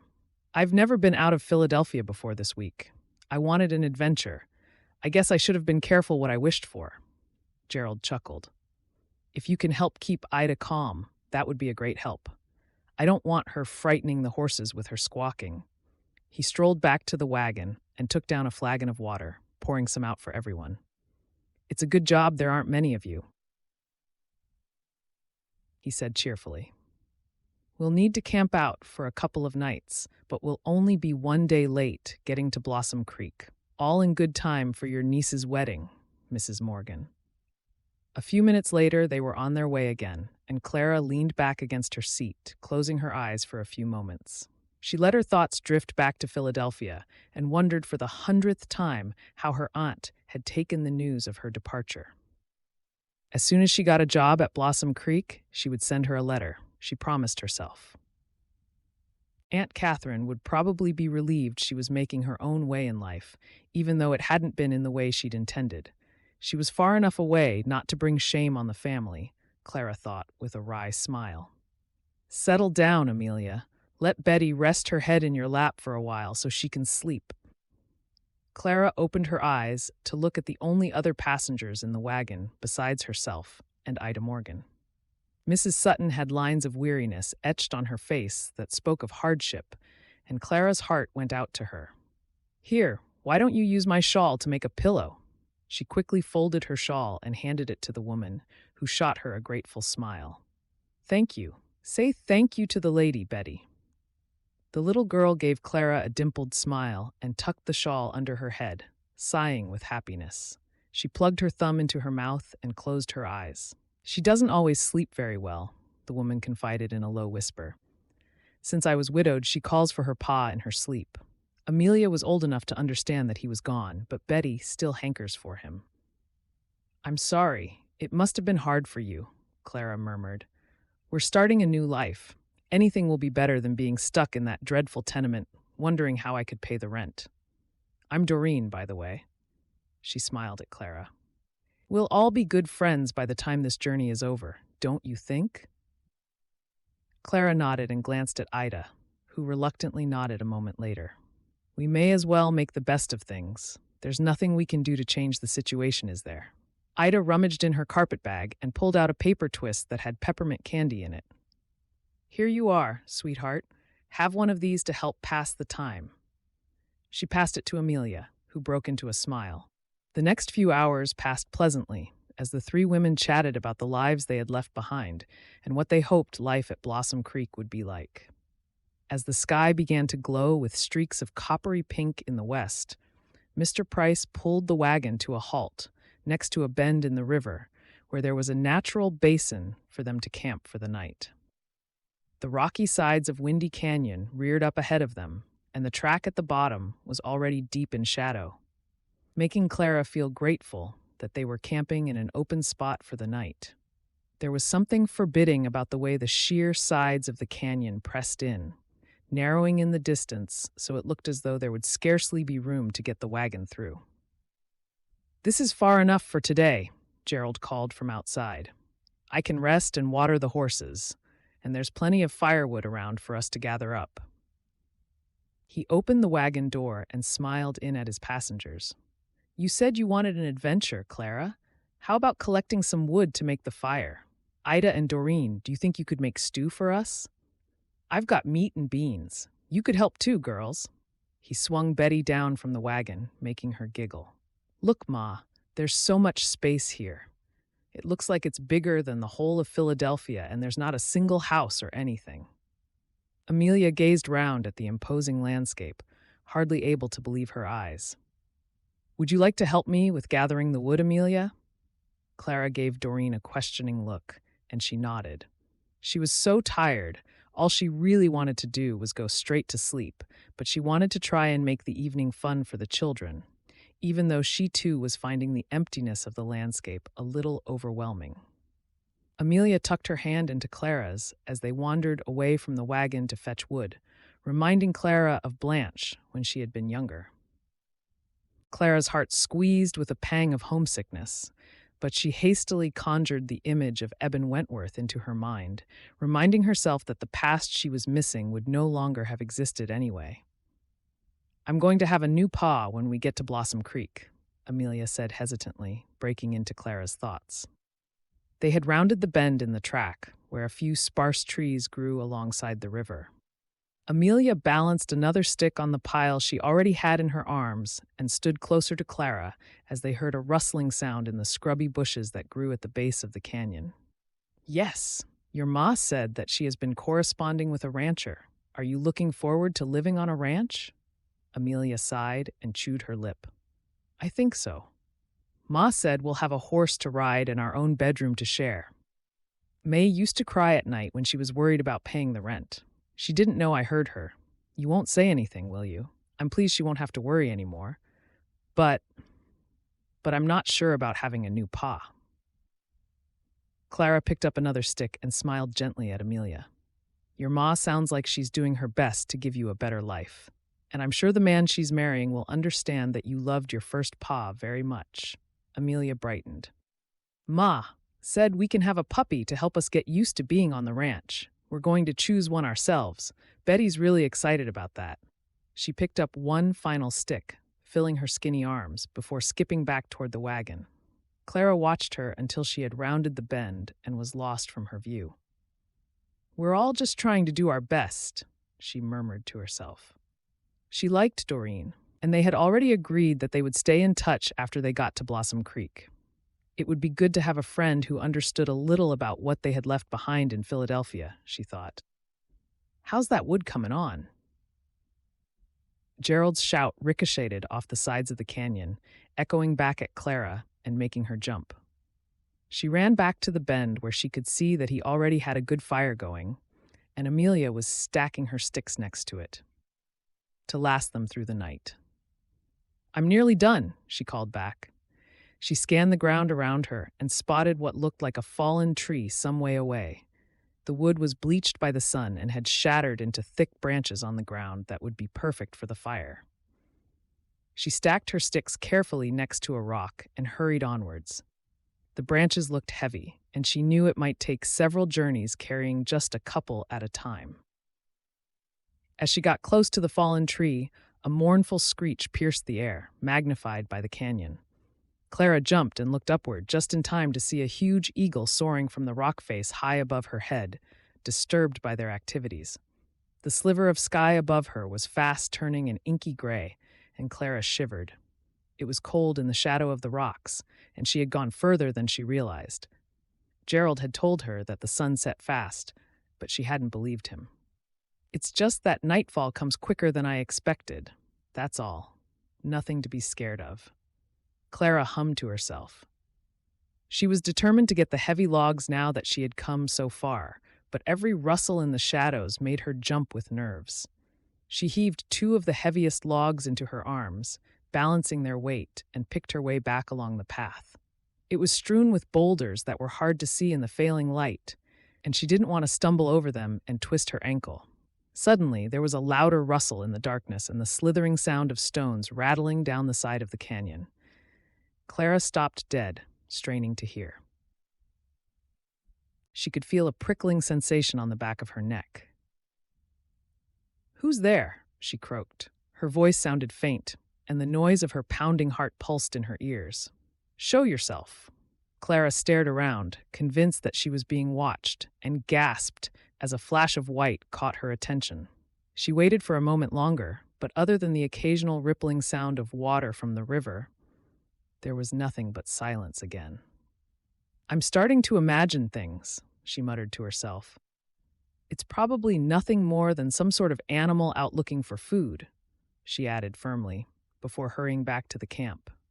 "Sounds like you found your first cottontail rabbit," Gerald said, wiping tears of laughter from his eyes a few minutes later as Clara told everyone what had just happened. "You'll have to get used to a few noises in the night, camping out here." Clara was surprised at how quickly they were able to make camp. The fire crackled comfortingly, and Gerald had unhitched the horses so they could graze on the grass next to the river.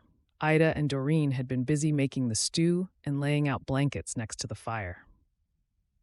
"It's funny, the nights were never quiet back in Philadelphia," Doreen commented a little while later. "There were always fights breaking out, or men sweeping the streets, and people on their way to work for an early shift. I thought I would like the quietness, but I guess it takes a bit of getting used to." She stirred the pot hanging over the fire, and a fragrant waft of bacon filled the air, making Clara's mouth water. "Wait until you see a starlit night at Blossom Creek. You'll never want to go back to Philadelphia," Gerald said with a smile. "We'll sleep next to the wagon, and I'll keep the fire going during the night. I reckon you'll be surprised how well you'll sleep." Ida tucked her shawl around Betty's shoulders.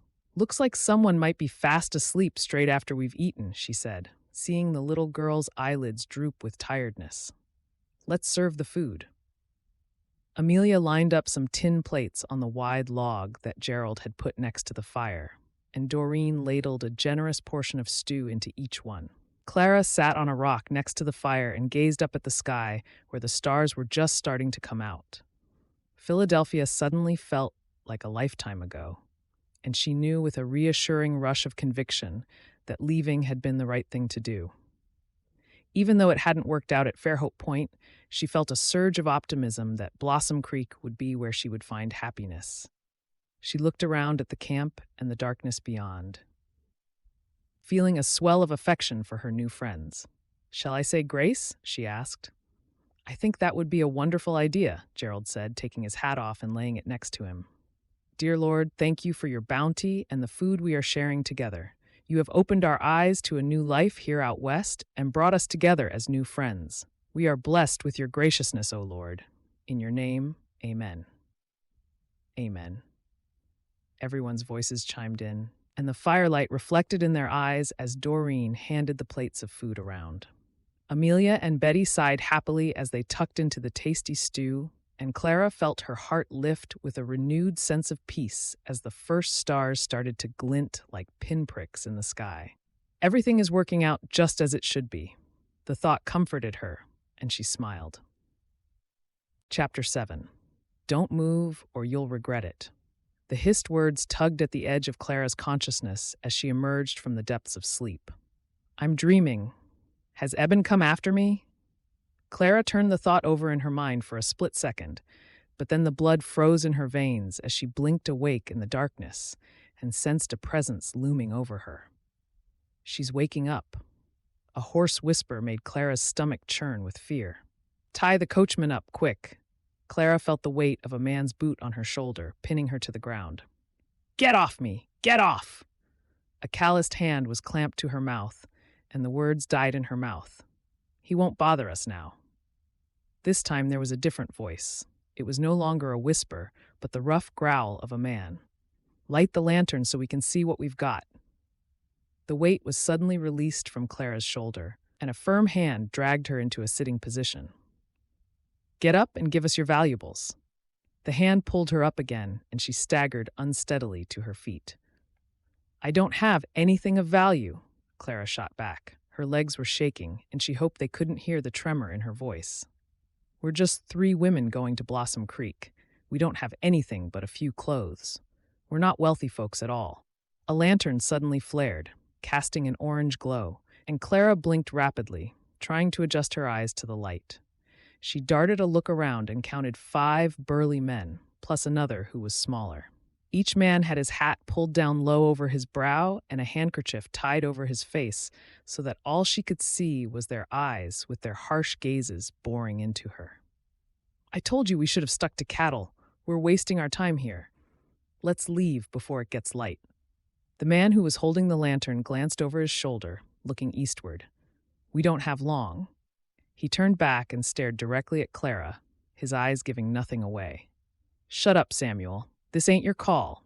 I say we search him properly and take what we can. The biggest of the men stepped toward Ida and grabbed her arm, pulling her hand toward him. See, this bracelet's got to be worth something, he added, with the sound of a smile in his voice. Please, please don't hurt me. Ida gulped as tears formed in her eyes. Take what you want. I'm only going to visit my niece. Please, let us go. Her voice had a note of hysteria, and tears started rolling down her cheeks. Clara could see the blood had drained from her face. You're scaring her, Clara snapped. She pushed past the man and took Ida's elbow. Can't you see she's about to faint? What kind of a man would do this to innocent women like us? She demanded. Quit your sniveling, old woman, and give us what we want. The man ripped the bracelet from Ida's wrist and shoved her backward, sending her sprawling onto the blanket where she had been fast asleep a few moments earlier. Ida raised her arms in self-defense, and the man laughed cruelly, enjoying her fear. Stop it, Nate. We agreed nobody would get hurt. They're just harmless women. Samuel's words were light, as though it was of no consequence, but Clara could see his muscles were tightly clenched in the arm that held the lantern. What about you? One of the other men suddenly sprang forward, grabbing Amelia from where she had been hiding behind Doreen. The girl gasped with fear, and Betty burst into noisy tears, clinging to Doreen's leg. My bags are on the wagon. Take it all. Just please give me my daughter back, Doreen pleaded. I don't care about things. As long as you don't hurt my little girls, take whatever you want. She reached her arms out to Amelia, but the man pushed her backward, keeping them apart. You tip all the bags out on the ground so we can see what you've got. Nate's words were directed at Clara. And don't do anything stupid. He opened his coat, and she saw the glint of a revolver underneath. Clara hurried to the wagon and pulled their bags out, laying them all in a row and hastily tipping the contents out. One of the other men had lit another lantern, and he knelt down, rifling through the clothes and personal effects of the 3 women. Not much here, Nate, he muttered, standing up again and scowling at Clara. We've got to be able to make more money from this than a few trinkets, Nate muttered. He paced back and forth, kicking dust up into Gerald's face when he grunted through the gag they had stuffed into his mouth. Shut up, he snarled. We've seen you driving through these parts before, and usually you have more people on the stagecoach. This bunch of pathetic women and children are no good to us, with scarcely a few dollars between them. Come on, then. Let's cut our losses and get out of here." Samuel turned as though to leave. "We can make more money sticking to what we know," he added over his shoulder. "Hold up a minute. I'm getting mighty sick of you telling us all what to do." Nate strode over to Samuel with his head down like an angry bull. "You need to remember who's in charge here, and it sure ain't you." He prodded Samuel in the chest as the other men burst into sudden laughter. "You tell him." The man who was still holding Amelia yanked her further from Doreen, and Clara could see the terror in her eyes. "Maybe we should take one of the children, do some sort of ransom?" he added with a chuckle. "Don't be so stupid," Samuel said. "Do you want every sheriff in the area looking for us? Cattle is what we deal in, not kidnapping people. You're not going to listen to this fool, are you, Nate?" His eyes crinkled in a sudden grin. "I reckon Murphy's been on the whiskey with a crazy idea like that, don't you?" Nate rolled his eyes, the tension leaving his shoulders. "Let her go, Murphy. Samuel's right. We don't kidnap little children. It's much too risky." Amelia darted back to her mother's side as the man released her, and Doreen pressed her hand to her mouth, trying to stifle the sob of relief that she couldn't help letting out as she hugged both her daughters tightly in her arms. "But you've got me thinking," Nate continued slowly. "It gets kind of lonesome for an outlaw sometimes, and I'm sick of your cooking, Murphy. We could use a female touch for our camp." He suddenly turned around and strode up to Doreen. "Let's take the mother instead." "No, you mustn't take her away from her children," Clara cried without thinking. "That would be too cruel. If you have to take someone, it must be me." Nate chuckled and turned to Clara. "Well done.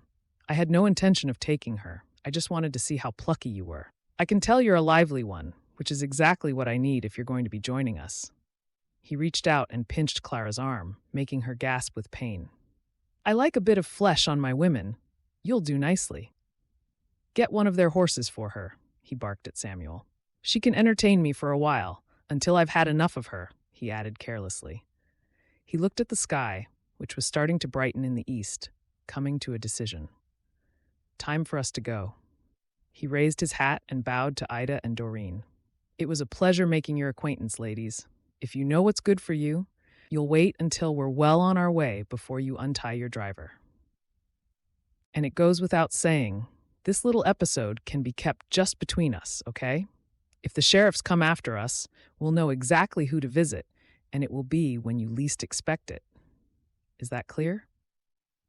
Nate gave one final humorless chuckle and hurried back to his horse, swinging himself up into the saddle. "Try and stop falling asleep, will you?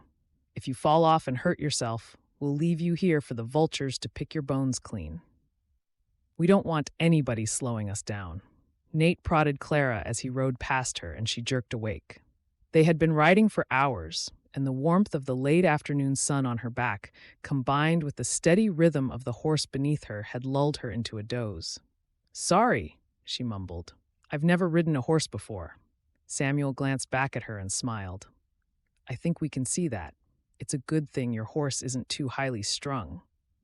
Just relax into the saddle and let him find his way over this rough ground." Clara nodded, but her muscles felt as though they were on fire from where she was holding herself so tensely in case she fell off. She took a deep breath and tried to relax her hands. "We'll make camp in about an hour." Nate pointed to a distant spot in the ravine below them, where the trees grew. "I'm sure looking forward to our first night with you doing the cooking and all," he added. His gaze raked lustfully over Clara's curves, making her feel sick to her stomach. Suddenly, her horse stumbled, landing on its knees. He whinnied with fear and scrambled up again, but the unexpected slip was too much for Clara, and she crashed onto the hard ground, gasping as pain shot up her arm. "Are you okay?" As quick as a flash, Samuel was at her side, helping her up. A wave of nausea washed through her, and she gulped, blinking back the tears that shimmered in her eyes. I'll be fine in a minute," she said faintly. "Can you move your hand?" Samuel's brown eyes were full of concern, and he gently took her arm, stretching it out. "Hurry up! What's going on?" Nate stood in his stirrups and turned back to look at them as Clara's horse hobbled away. "We ain't got time to stop. We need to get down into the gulch where we'll be hidden from view." The anger in his voice was plain to hear. She can ride with me, Samuel said quickly. Her horse should be fine if we lead him. He's a bit lame, but he should recover without any weight to carry and with a rest overnight. I don't think riding with you would be right. Clara's words trailed off as she realized the absurdity of worrying about the impropriety of being so close to a man when what she should really be worrying about was being kidnapped. Your modesty is safe with me, Samuel said quietly. Clara gave him a long look and nodded. I guess I don't have much choice, she replied with a shrug. There was something about Samuel's calm demeanor that made her think he was telling the truth, and she didn't want to risk Nate getting any angrier. Samuel lifted her up onto his horse as though she was as light as a feather before vaulting up to sit behind her. He reached his arms around her and lightly took up the reins as the horse broke into a steady lope to catch the others up. Sorry, ma'am, but you have to lean back into me. Otherwise, it's harder on my horse. His deep voice next to Clara's ear made her heart skip a beat, and she allowed herself to relax, feeling the strength of his muscular chest against her back. You may as well call me Clara, she replied with a weary smile. I think we're beyond formalities right now, don't you? The next hour passed quickly, and Clara tried to snatch a few moments of sleep when she could, knowing that she would need to keep her wits about her when night fell and they were camping. The thought of what Nate might try to do to her made her shudder, and she felt the panic rising in her chest as she saw the sun starting to set. As if sensing her fear, Samuel reined his horse in and slowed down slightly. They'll all be drinking plenty of whiskey tonight, he muttered quietly. If I were you, I'd let them get on with it. With full bellies and a few drinks, if you just stay out of sight if you can, I reckon they'll fall asleep before anything else might happen. Clara's heart hammered, and she nodded. Thank you. I'll try not to draw attention to myself. She wondered why he was telling her this when he was as much a part of this gang of bandits as any of them. I might be a cattle rustler, but I don't believe in treating women badly, Samuel muttered, as though he had read her mind. Clara nodded again, not knowing what to say. Even if she managed to avoid Nate's attentions tonight, what about the nights to come, she thought to herself. She wondered whether she might be able to escape under the cover of darkness, but a quick look around at the vast landscape reminded her that she had no idea where they were, or how far it might be to the nearest town. She had only seen 1 or 2 remote dwellings all day, and the last one had been hours ago. Boss says we're stopping now. The one who Clara had noticed was smaller than the others, had circled back, and he rode alongside them. There was something about him that seemed vaguely familiar, but before she could look at him more closely, he galloped ahead, sending the dust flying up from his horse's hooves. Remember what I said, Samuel reminded her. This isn't the time to try anything silly, okay? Just do as you're told and keep your head down. His previously friendly manner had evaporated, and Clara could feel the tension returning to his arms as they joined the others in the shade of the trees, where it felt as though night was already falling fast. Let's see what you're made of then, shall we? Nate strolled over to Samuel's horse and pulled Clara down, making her wince with pain as he grasped her injured arm. He yanked his handkerchief down from his face, and she gasped as she saw the ragged scar that ran down his cheek. You'll find supplies for a meal in the saddlebags. Make sure it's a good one. I feel like celebrating tonight. His lip curled with a humorless smile, and his pale blue eyes pinned her helplessly with his gaze. Yes, of course, Clara said hastily, lowering her eyes. I'll do my best, and I hope you'll enjoy the food. Nate burst into raucous laughter. Enjoy the food? That ain't all I intend to enjoy. He turned on his heel, still laughing, and Clara knew she had no choice but to do as he said. The scar on his face showed that he was no stranger to violence, and she realized with sickening clarity that he would probably think nothing of taking her life if she tried to defy his wishes. Chapter 8. Tell us about the time you stole those cattle from right under the owner's nose. Murphy hooted with laughter, stumbling as he sat down heavily on his blanket after throwing a log onto the fire. The sparks flew up into the inky sky, and he lifted the bottle of whiskey to his lips, taking a long slug of the amber-colored liquid. It was the easiest thing I ever did. Nate's words were slurred, and he grinned slack-mouthed at Murphy. "Hey, got some of that for me? Give it here." He snatched at the bottle of whiskey and took a gulp, not caring that some had dribbled down his chin. "Go on, then. I'm listening." Murphy yawned and hunkered down on his blanket, blinking slowly. His eyes glazed over, and a moment later, the rumble of a snore came from his chest. "Tomorrow, don't worry, I'll show you what a real man's like, young Clara." Nate chuckled as he gestured vaguely in Clara's direction, and his head lolled forward onto his chest. "Get some sleep. Sam's guarding the camp." He tried to focus on Samuel, but gave up and joined the rest of the men, drifting into a deep sleep. Clara pulled her blanket higher, keeping her back firmly against the rock, slightly away from the fire where the other men were all asleep. From what she had seen, Samuel had drunk slightly less than the others, and he was dozing in a sitting position, with his rifle resting across his lap. "What can I do, Lord? Should I try to escape, or will that make things even worse? I should never have left Philadelphia. I'm nothing but a fool, Lord. Please give me a second chance." Clara's prayer echoed through her exhausted mind as she fought a losing battle to try to stay awake. The last thing she saw as sleep crept over her was the long, jagged scar on Nate's face as he slept, and she wished it was just a bad dream and she would wake up in the morning, safely back in her cozy bedroom with Blanche next door. "Clara, wake up!" The whisper was so quiet that for a moment, Clara thought she had imagined it. "Wake up."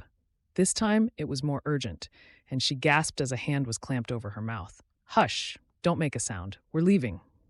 As Clara's eyes adjusted to the faint glow of the fire that pierced the darkness, she saw Samuel's face right in front of her own. He darted a nervous look in Nate's direction and helped her sit up, putting a finger to his lips to tell her to be silent. Nate mumbled in his sleep and rolled over, making Clara's blood freeze in her veins. But a moment later, his breathing had settled into a steady, quiet snore again. Samuel picked up her carpet bag and steered her through the trees, where she could see that his horse had been saddled up and was waiting for them, with her horse tied to it on a lead rein. "What's happening? Where are you taking me?" She stopped in her tracks, not knowing whether this was some sort of trick to test her loyalty to the gang. Samuel cupped his hand next to her ear. "I'm taking you to safety, but we don't have long. You have to trust me. This is the only chance you've got to get away from here." The moon suddenly came out from behind a cloud, bathing the trees in silvery light and shade, and he gave her a strange look that she couldn't read. In the distance, a coyote barked, and the blood-curdling sound made Clara shiver with fright. "We have to go now, or it will be too late," Samuel said urgently. She nodded, and he lifted her onto his horse again, silently climbing on behind her, just as he had earlier that day. She felt him give a slight kick with his heels, guiding the horse slowly away from the camp. As soon as they rounded the corner, he tightened his grip around her waist and urged the horses into a fast lope, making Clara gasp with a mixture of fear and exhilaration. The wind rushed through her hair, and she leaned back against Samuel's broad chest as the shadowy landscape flew past them, accompanied by the thunder of hooves on the ground. They rode hard for an hour before stopping at a shallow bend in the river so Samuel could rest the horses, and Clara was glad of the chance to stretch her legs. She paced back and forth on the soft shoreline and lifted her arms above her head as Samuel knelt at the edge of the water and sluiced it over his face, taking care not to get his clothes wet. "We're not far from Blossom Creek," Samuel said gruffly, shaking the water from his hands.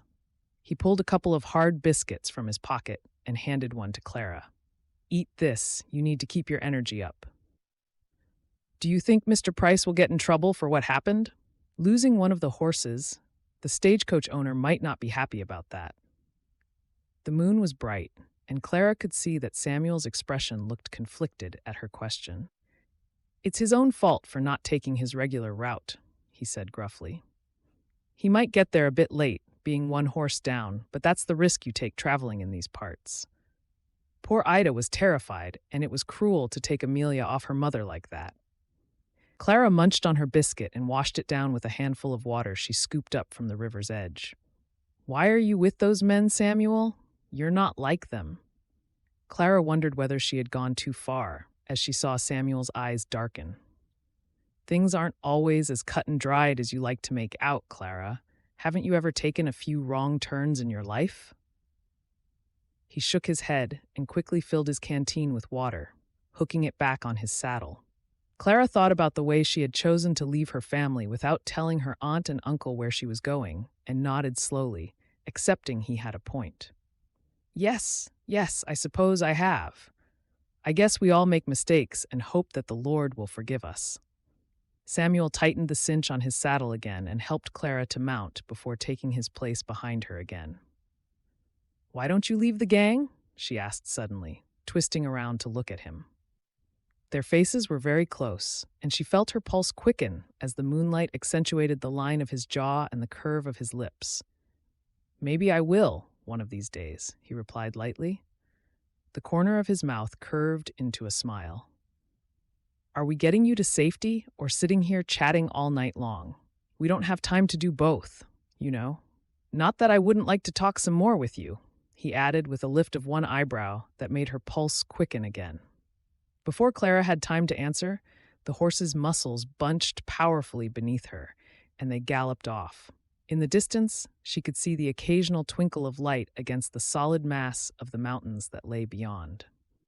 "That's Blossom Creek," Samuel called, pointing forward. "It's a lovely place to live. You've chosen well. Looks like some folks are getting up already. Will you get back in time before the others wake up?" "Don't worry about that. They'll be sleeping off their sore heads for another few hours at least. I made sure they drank plenty." Clara let her thoughts drift as they rode toward the town. She felt safe with Samuel, which made no sense to her. He was a bandit, just like the rest of the gang, and he hadn't hidden the fact that they were cattle rustlers. Just a few days ago, she would have said that a person who stole from others must be bad through and through, yet Samuel had shaken that belief. There was a kindness in his eyes, nothing like what she had seen with Nate and Murphy. If anything, he had been, she searched for the word, gentlemanly? Courteous? She smiled to herself at the idea that she could feel that way in the arms of a self-confessed criminal. "I'm going to take you to the edge of town. I can't ride all the way into Blossom Creek. I'm sure you understand why." Samuel's words broke into her thoughts, and Clara realized with surprise that they were almost at their destination. The sky was starting to lighten in the east, and she could see the neat picket fences and sturdy-looking houses on the outskirts of town. Fat cattle grazed contentedly in the pastures on either side of the track, and the first horse and cart of the day clopped along the road. She could hear the driver whistling quietly to himself as he went about his business, and she suddenly felt overwhelmed with relief. Now that she had reached safety, the fear of what Nate had threatened to do to her surged through her, and she felt choked up with sudden tears. "Hey, don't be upset." Samuel reined the horses to a halt at the edge of the meadow and jumped down before reaching up to help Clara dismount. She slid off the saddle and stood facing him. His hands were still resting lightly on her waist, and he reached up to wipe a tear from her cheek. "I'm sorry," she whispered. "You've risked everything to help me get away, and I couldn't help but think about Nate and—" Her words trailed off. "You don't have to say any more," Samuel said gently. "He won't come looking for you, if that's what you're worried about. All that stuff he said to Ida and Doreen was just bravado. He wouldn't risk coming into Blossom Creek in case the sheriff spotted him. You'll be safe here." Clara blinked her tears away and gave him a shaky smile, holding his gaze. "Why did you help me escape, Samuel? I'm worried about what Nate will do to you when you get back and he finds out I've gone." Without thinking, she placed her hand on his chest, feeling his heartbeat, then hastily stepped backward, feeling confused at the emotions she felt surging inside her. "I'll tell him you got away and that I went after you, but couldn't find you." Samuel smiled reassuringly in the pale dawn light. He'll be angry for a few days, but it's the thrill of stealing cattle that he really enjoys, and he's planning something big, which will take his mind off this. "I'm just glad I could help you in your time of need." Clara turned as another horse and cart bowled along the road nearby. "You need to go. Everyone is waking up, and you probably don't want to be seen." She felt sudden regret as his horse fidgeted next to them, eager to gallop away again. Here, take your horse." He handed her the reins of the horse they had stolen from the stagecoach. "There's a boarding house called the Ponderosa, just a few minutes along that way. It's got a good reputation for single ladies, I believe." "How can I ever thank you for what you've done for me?" Clara blurted out suddenly. "I'll miss you, Samuel. Please take care with Nate and the others. I'd hate for something bad to happen to you." She stood up on her tiptoes and brushed the lightest of kisses against his cheek before turning and hurrying away. "Goodbye, Clara. Just be sure to make a good life for yourself. Will you promise me that?" Samuel called after her. "I will, I promise. And thank you again, Samuel. I'll never forget you." She waved and turned the corner, disappearing from his sight. "And I'll never forget about you either," Samuel said quietly. He lifted his hand and touched his cheek briefly, lost in thought. The horse snickered and nudged him, and he vaulted back into his saddle. A few minutes later, the thrum of his galloping hooves had been replaced by the sounds of the town waking up, and it was as if he had never been there. Chapter 9. "Well, what did they say? Did you get the job?" Emma Barton's eyes sparkled with curiosity as she placed the cup of coffee next to Clara at the breakfast table. Clara nodded and grinned back at her. "Margaret couldn't have been more helpful," she said, taking a sip of the scalding coffee and savoring the fragrant aroma. "I didn't think she would help a complete stranger, but the letter her sister wrote her explained everything." "So you were meant to take up a position somewhere else?" "It wasn't that someone let me down," Clara explained. "I had to leave Philadelphia. I was responding to an advertisement for a position at the school at Fairhope Point, but there wasn't a position there after all, because Margaret's sister was already teaching there. She always had been, in fact.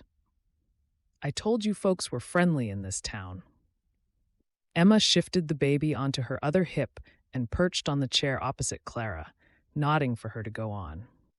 "She told me to look up Margaret when I got here and said she would help me find a suitable position here instead." "So Margaret took you to the school, and they've offered you work?" "Yes," Clara said happily.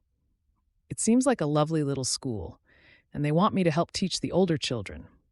I was a sort of unpaid governess for my cousins, you see, back in Philadelphia." "You must miss your family?" Emma asked casually, not wanting to pry. "I do, but I couldn't stay there any longer. My uncle wanted me to marry someone."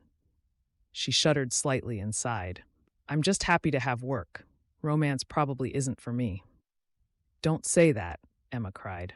"I'm sure you'll find someone special soon enough." She glanced out of the window where her husband Jared was busy watering the garden with their daughter Celeste, and her eyes softened. "I used to think I'd never fall in love with the right man, until I met Jared." "You were lucky." Clara smiled at the way Celeste was giggling every time the water splashed near her. Emma heard the note of wistfulness in her voice. "I guess luck did play a part, but it wasn't everything," she said quickly. "I know just the person to help you meet the perfect husband," she continued with a mischievous smile. "Steady on," Clara said hastily. "How about I settle into the school first? I like being here at the Ponderosa, and you've made me feel so welcome. I think I'll just quietly enjoy that for the time being. I've had enough adventures to last me a lifetime on the way here." She stopped abruptly. Emma and Jared, the owners of the boarding house, had been nothing but friendly, but Clara didn't feel ready to tell anyone about being kidnapped by the gang of bandits yet. Her impression of Blossom Creek was that everyone knew everyone's business, and for all she knew, Nate might have acquaintances in town. The last thing she wanted was for him to find out where she was staying.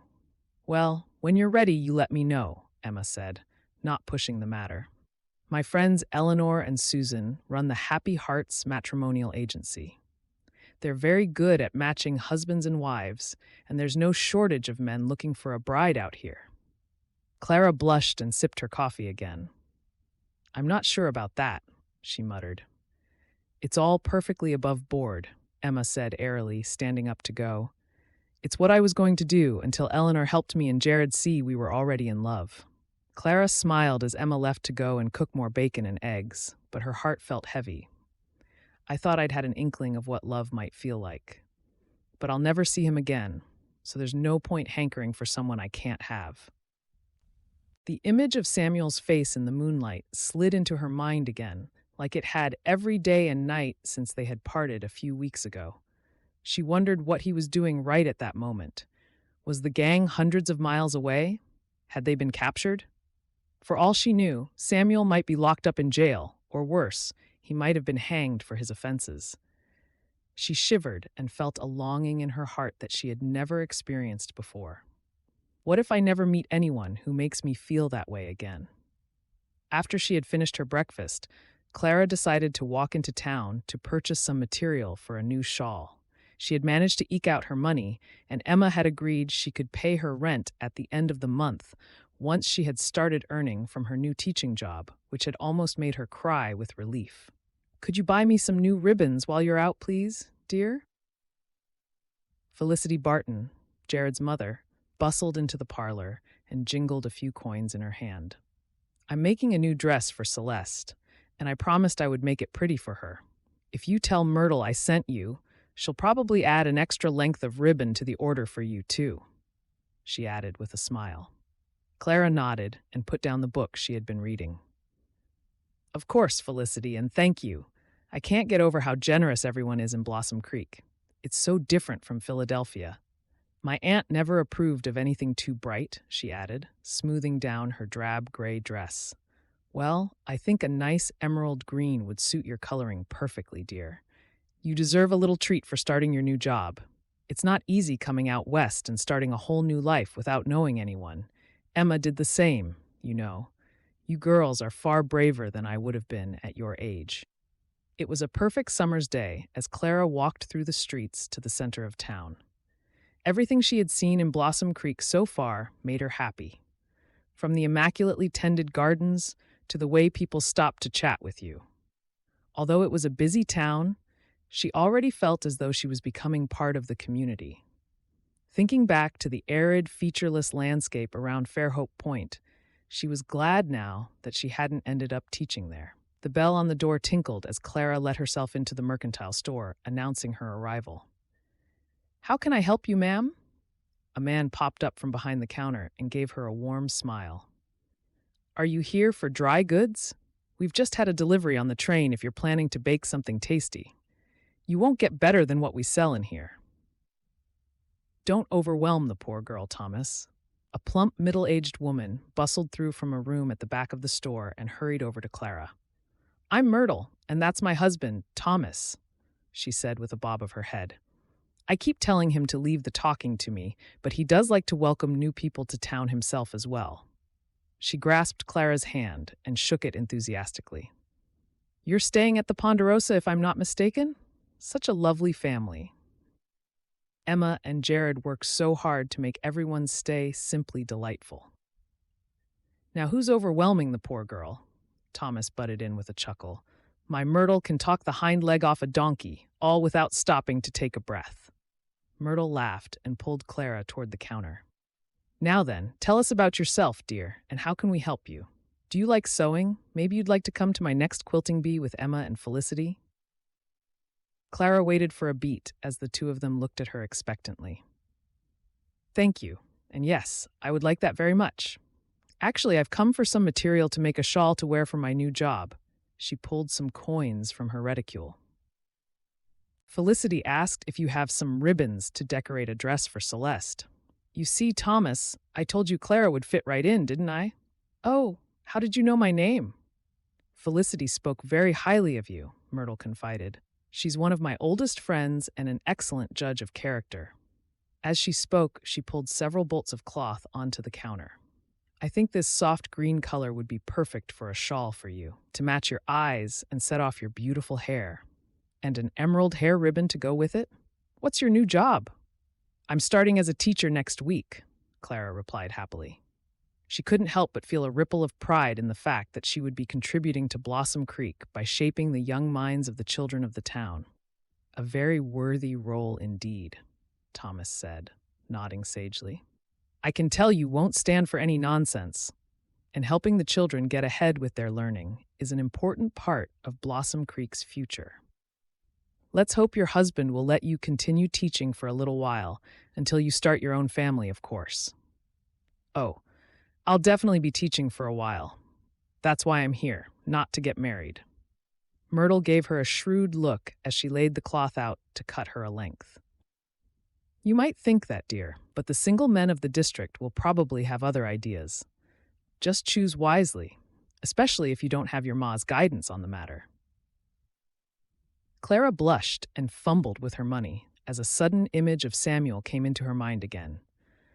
No matter how hard she was trying to forget about him, her thoughts kept returning to his soft brown eyes and the feel of his strong arms around her waist as they had galloped through the night. Looks like she already has her heart set on someone, if I'm not mistaken, Thomas said with a gentle smile. I know that look when I see it. It's the same look Myrtle used to have when we started courting. Clara coughed to cover her embarrassment. No, there's nobody special. I'm just looking forward to starting at the school, that's all. Let's take a look at the ribbons. Myrtle nudged her husband and changed the subject, much to Clara's relief. Tell me what colors Felicity wants for Celeste's dress, and I'll pop a nice green one in for you too.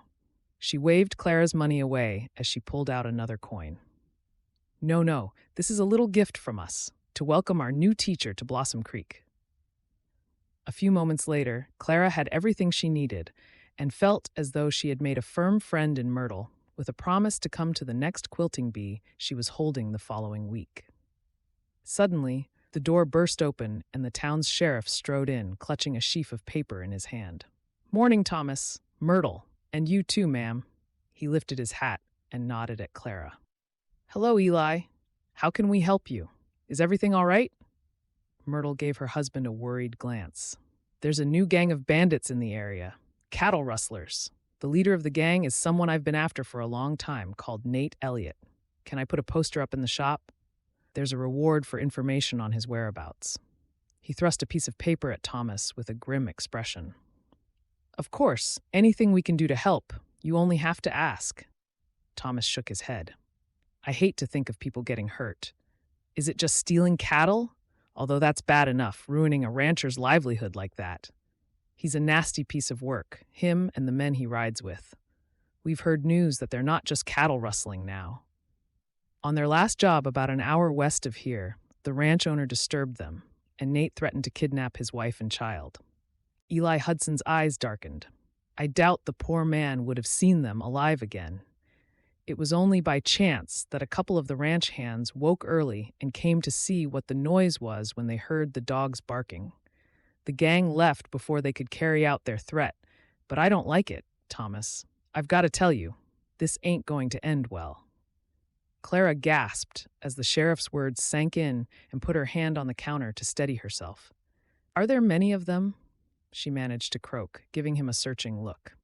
We're not sure. We reckon 5 or 6, but they usually strike at night. The rancher said it all happened so fast. He looked closer at Clara, noticing how pale she had turned. Don't worry, ma'am. You'll be safe here in town. Just don't go up in the mountains at the moment. Not until we've caught them. Thank you, Clara stuttered. What else do you know about them? Maybe some of them are acting against their will? Might they turn themselves in, do you think? Her mind swirled with terror as she imagined Samuel lying dead in the dirt from a shootout. We've got a few ideas where they might strike next, Eli replied, not giving anything else away. We're going to stop them, ma'am. Make no mistake. The only question is whether they'll come willingly or not. His hand automatically rested on the gun under his coat in an unconscious movement, and Clara shivered again. Let us know when you've caught them, Eli. Clara's new to Blossom Creek, and we don't want her thinking it's too dangerous, or she might leave before taking up her new teaching post. Myrtle patted Clara's hand reassuringly. Don't worry, dear. Sheriff Hudson's the best lawman in the West. The bandits won't last long now. He's looking for them. Isn't that right, Eli? Clara nodded and gathered up her goods quickly. Suddenly, her pleasant outing had become overshadowed by fear, and she could still feel the cruel grip of Nate's hand on her arm and the way his gaze had struck terror into her heart. Her mind raced as she hurried back to the Ponderosa. She wondered whether the sheriff had been able to tell that she knew more than she had let on. His piercing blue eyes had seemed to see right into her mind, and her stomach churned as she tried to think of what to do for the best. She paused at the gateway of the boarding house, gripping onto the gatepost to steady her trembling hands. She could see Jared and Emma sitting on their rocking chairs on the porch, enjoying a rare moment of quietness as the baby lay on the rug next to them, kicking her legs in the air, and Celeste picked buttercup flowers from the garden. That's what true love looks like. Clara's heart squeezed with a sudden yearning. In spite of looking forward to her new job, she knew that Samuel had ignited something inside of her, which had filled her with longing to be with him. But now all that was left was emptiness. Please keep Samuel safe, Lord. He's not like Nate and the others, and I don't believe he's a bad person. I pray that in your graciousness, you will guide me to do what I must. Clara closed her eyes for a moment and put her hand on her heart, remembering the feel of Samuel's heartbeat when they had parted. Is there some way I could help the sheriff without Samuel getting hurt or ending up being arrested? The thought filled Clara's head as she wrestled with her conscience, and a small sob rose up inside of her. Samuel had been so kind to her, yet the gang was cruel and merciless. And Eli Hudson had said it was only a matter of time before they killed someone in cold blood. Could she ever hold her head up again in Blossom Creek, knowing she could have done more to stop them? Chapter 10. Please turn to the first page and start reading. Clara nodded encouragingly at the children in front of her as they flipped open their books.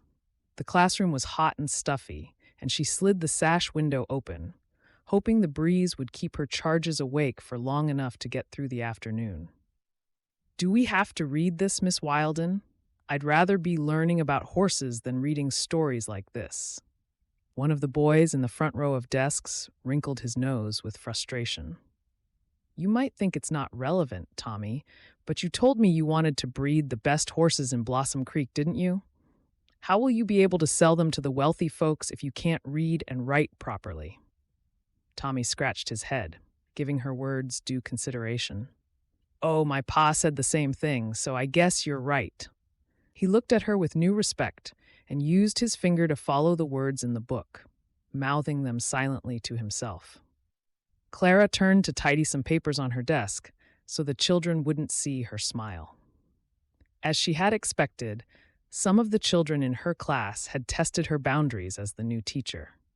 But at the end of her first week, she could already see an improvement in their eagerness to learn, and she was looking forward to bringing out the best in them. Starting her teaching job had given Clara the distraction she needed, although she still felt jumpy every time she saw the posters of Nate around the town.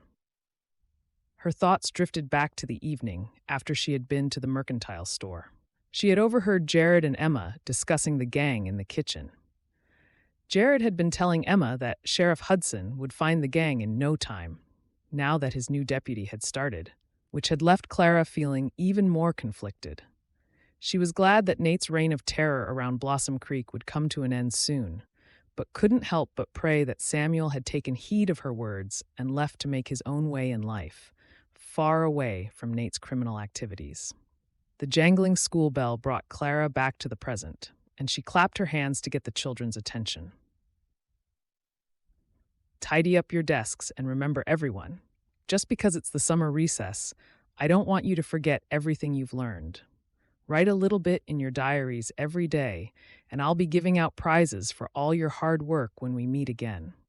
Mrs. Sutton at the mercantile store tells me the mint humbugs are pretty popular. A cheer went up, and the children scrambled to pack away their books. I'm really glad you're our teacher, miss. A little girl with mousy brown hair sidled up to Clara and gave her a worried look. Ma's been struggling since Pa died at the gold mines, and I might not have anything interesting to write about. I'll mostly be looking after my little sister. Her eyes shimmered with tears, and Clara bent down to brush them away. There will also be prizes for the children who have been kind and helpful to their parents, Eve. But let's just keep that between ourselves for now, shall we? Clara smiled at the little girl, happy to see her face flood with relief. Thank you, miss, Eve whispered. I'm going to be the kindest person you ever did see. She grinned and skipped away, giving Clara a backward wave as the classroom emptied. An hour later, Clara had finished tidying the classroom and bade farewell to Miss Bentham, the other teacher at the school. She strolled back along the street toward the Ponderosa, pausing to look at the banner announcing that the circus would be coming to Blossom Creek the following month. "What you need is a nice gentleman to take you to the circus." Clara jumped at the voice and turned to see a small, gray-haired lady hurrying toward her. "Good afternoon," the woman cried. She bustled closer and gave her an inquisitive smile, reminding Clara of a small bird, the way her bright eyes darted this way and that, taking in every detail. "I'm Eleanor Booth, the owner of the Happy Hearts Matrimonial Agency. You're staying with my friends Emma and Jared, aren't you?" Clara nodded. Nothing stayed secret in Blossom Creek for long. She was coming to realize. "Yes, I'm boarding there for the time being," she said. Eleanor fell into step next to Clara. "I'm just on my way to see them. You don't mind if I walk with you, do you?" She didn't wait for an answer. "Emma mentioned that you might be looking for a husband at some point." "Well, not for a long time, Miss Booth," Clara interjected quickly. "I've only just arrived in Blossom Creek, and I'm not sure I have the inclination for romance while I'm finding my feet at the school." Eleanor took Clara's arm companionably and gave a tinkling laugh. "Of course you want to settle in first, but I happen to know of a very fine gentleman who's looking for a new bride. He has a nice small ranch just out of town. My sister Susan took his details only yesterday. He was widowed several years ago, but he's rather shy, so he decided to use our services." Eleanor could tell that Clara's interest was piqued, in spite of telling herself that she wasn't looking for a husband, and she pressed home her advantage. "We'll be placing his advertisement in the Matrimonial Times next week." She sounded suddenly doubtful. "The thing is, some of the ladies who have replied to our advertisements recently wouldn't really be right for him. He's looking for a woman of intelligence and beauty, you see." She darted a look up at Clara and nodded thoughtfully. "Someone just like you, perhaps?" Clara chuckled. "Emma said you could be very persuasive, but really, I don't think I'm ready for romance." Clara glanced away, not wanting Eleanor to see her conflicted feelings. The thought of being with another man had sent the familiar dart of longing for Samuel through Clara's heart, and she sighed, wondering whether she would always yearn for this man she couldn't have. Eleanor swung the gate open, and they walked up the path of the Ponderosa together. "At least think about it, my dear." She paused before they reached the door. "I've been matching happy couples for a long time, and I know a thing or two about matters of the heart. It seems to me that maybe you have thoughts of someone else, but unrequited love is a difficult thing to live with. It gets lonely holding on to dreams of something that might have been, instead of learning to love someone who can actually be with you." Eleanor gave Clara a searching look, and Clara nodded, reluctantly acknowledging the truth of her words. "I will think about it," she said quietly. "You won't regret it, dear. You deserve to have a kind and honest man at your side." Eleanor patted her hand and bustled off to see Felicity as Clara turned into the dining room, looking forward to a cool glass of lemonade and some of Emma's delicious poppy seed cake. "Have you heard the news?" Emma burst into the dining room just as Clara was settling into the armchair by the window. Her face was etched with alarm. "That cattle-rustling gang has kidnapped Elijah Barron's wife from their ranch. The sheriff's getting a posse together to hunt them down. Poor Elijah, he must be so upset. We've been praying for her safe return since we heard what happened. Eli's worried that if the gang thinks they can get away with this once, it might happen again. They might even be bold enough to start coming into town at night." Prosody. She tightened her grip on the baby and looked out of the window as though someone was coming to snatch her away already. Clara felt as though her blood had frozen in her veins. "When did it happen?" she asked, the words rasping in her throat. "We only just found out," Emma replied. "Are you okay? You look as though you might faint." Clara jumped up. "I have to see Sheriff Hudson. I'm sorry, Emma. I haven't been entirely honest with you, because I was afraid Nate would come and find me. He's a wicked man. He tried to kidnap me on my way to Blossom Creek, but I managed to escape with someone's help. I didn't dare tell you, not while I wasn't sure if anyone might know Nate in Blossom Creek and tell him I was here." Emma stepped forward and folded Clara into an embrace. How terrible, Clara. You don't have to apologize to me. I can't even imagine how scared you must have been. I must see the sheriff and tell him everything I know. Maybe something of what I went through might help them catch the gang and bring them to justice. She snatched up her shawl and ran from the room, racing back down the path again. I can't pretend I don't know anything any longer. I have to face up to the fact that Samuel isn't the man I thought he was. Clara's thoughts pounded through her mind, keeping time with the beat of her footsteps as she hurried to the sheriff's office. She felt sickened by the thought of the poor woman who had been kidnapped, knowing that Nate would show her no mercy, no matter how much she begged to be set free. A few minutes later, Clara reached the sheriff's office. Inside, she could hear Eli Hudson laying out a plan and the murmur of male voices. We'll ride just before sundown and fan out along the ridge. Hopefully, they'll be drunk on their own success. Nate's arrogant enough to think he can run rings around us, which will give us the element of surprise. What if we can't get there without them seeing us? With the new information my deputy's given me, we can sneak up on them under the cover of darkness, I reckon. Now go and get your horses ready, and we'll meet out the back in an hour. Remember, not a word to anyone. We don't know if there are people in town who might get word to Nate of our plan, and we can't risk him finding out. Mrs. Barron's life depends on us getting this right. Clara heard the clatter of footsteps as everyone left, and the room fell silent.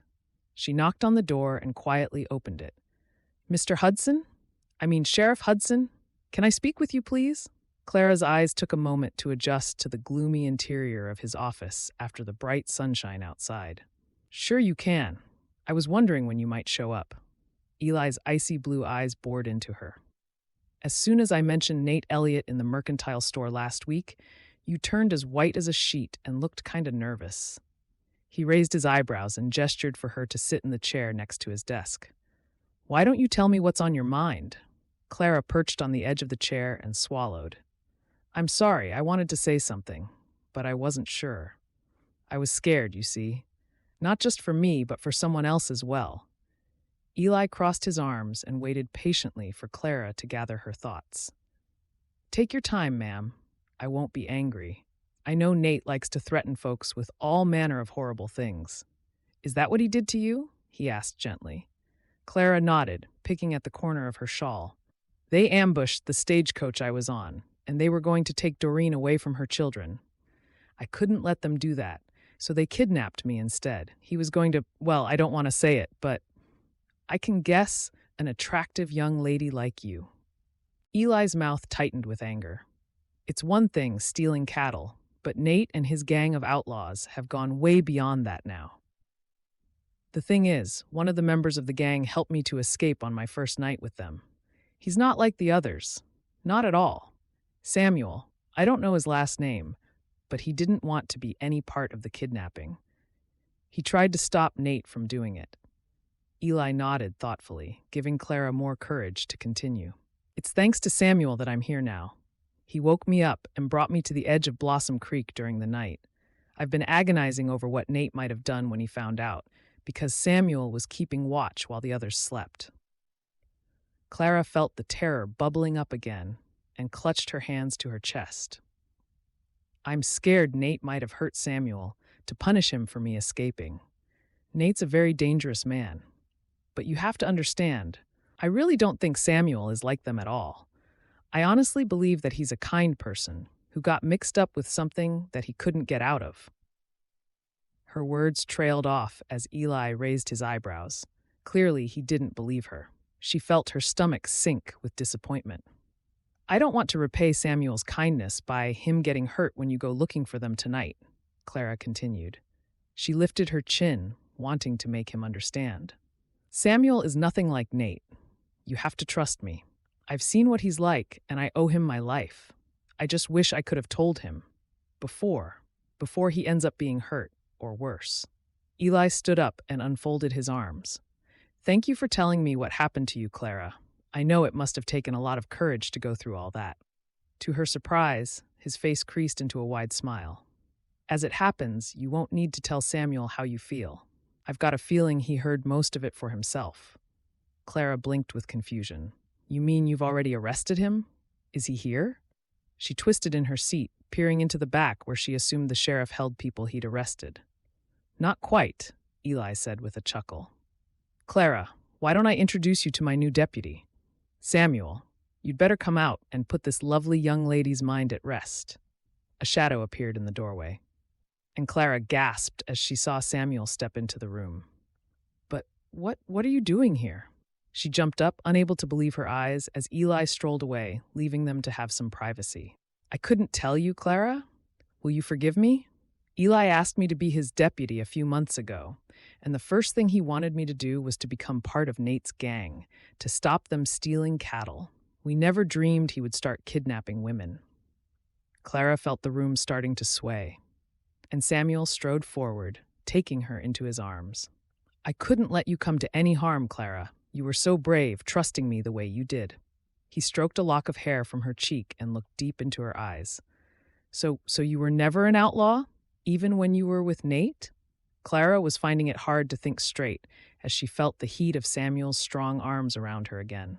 No, I promise. I had to play the part, of course, so Nate wouldn't suspect. But no, I'm not on the wrong side of the law, and never have been. Samuel's eyes crinkled with amusement as he apologized again. Leaving you at the edge of Blossom Creek that night was one of the hardest things I've ever had to do, he said quietly. I've wondered what happened to you every single day. You risked everything to help me, Samuel. I couldn't get you out of my mind. I was desperate to know if you were all right. She smiled up at him, drinking in every detail of the face which had become so dear to her. I wanted to let you know, but we were so close to breaking up the gang. I didn't dare come back to see you. After tonight, I won't have to pretend any longer. I should be able to take Eli and the posse straight to Nate's camp. Please don't get hurt, Clara blurted out. I don't think I could bear to lose you twice. She blushed as she realized that Samuel's gaze had softened. The Lord protected us the night we came here. I know he'll protect me again tonight, Clara. Besides, I've got to stay safe if I'm going to ask you to marry me, haven't I? She felt her knees turning weak as his words sank in. Are you sure? It would make me so happy, but we hardly know each other. Her words were cut off as Samuel bent his head and gave her a passionate kiss. She melted against him, feeling the emotion ignite between them until he gently drew back again. I know everything that matters.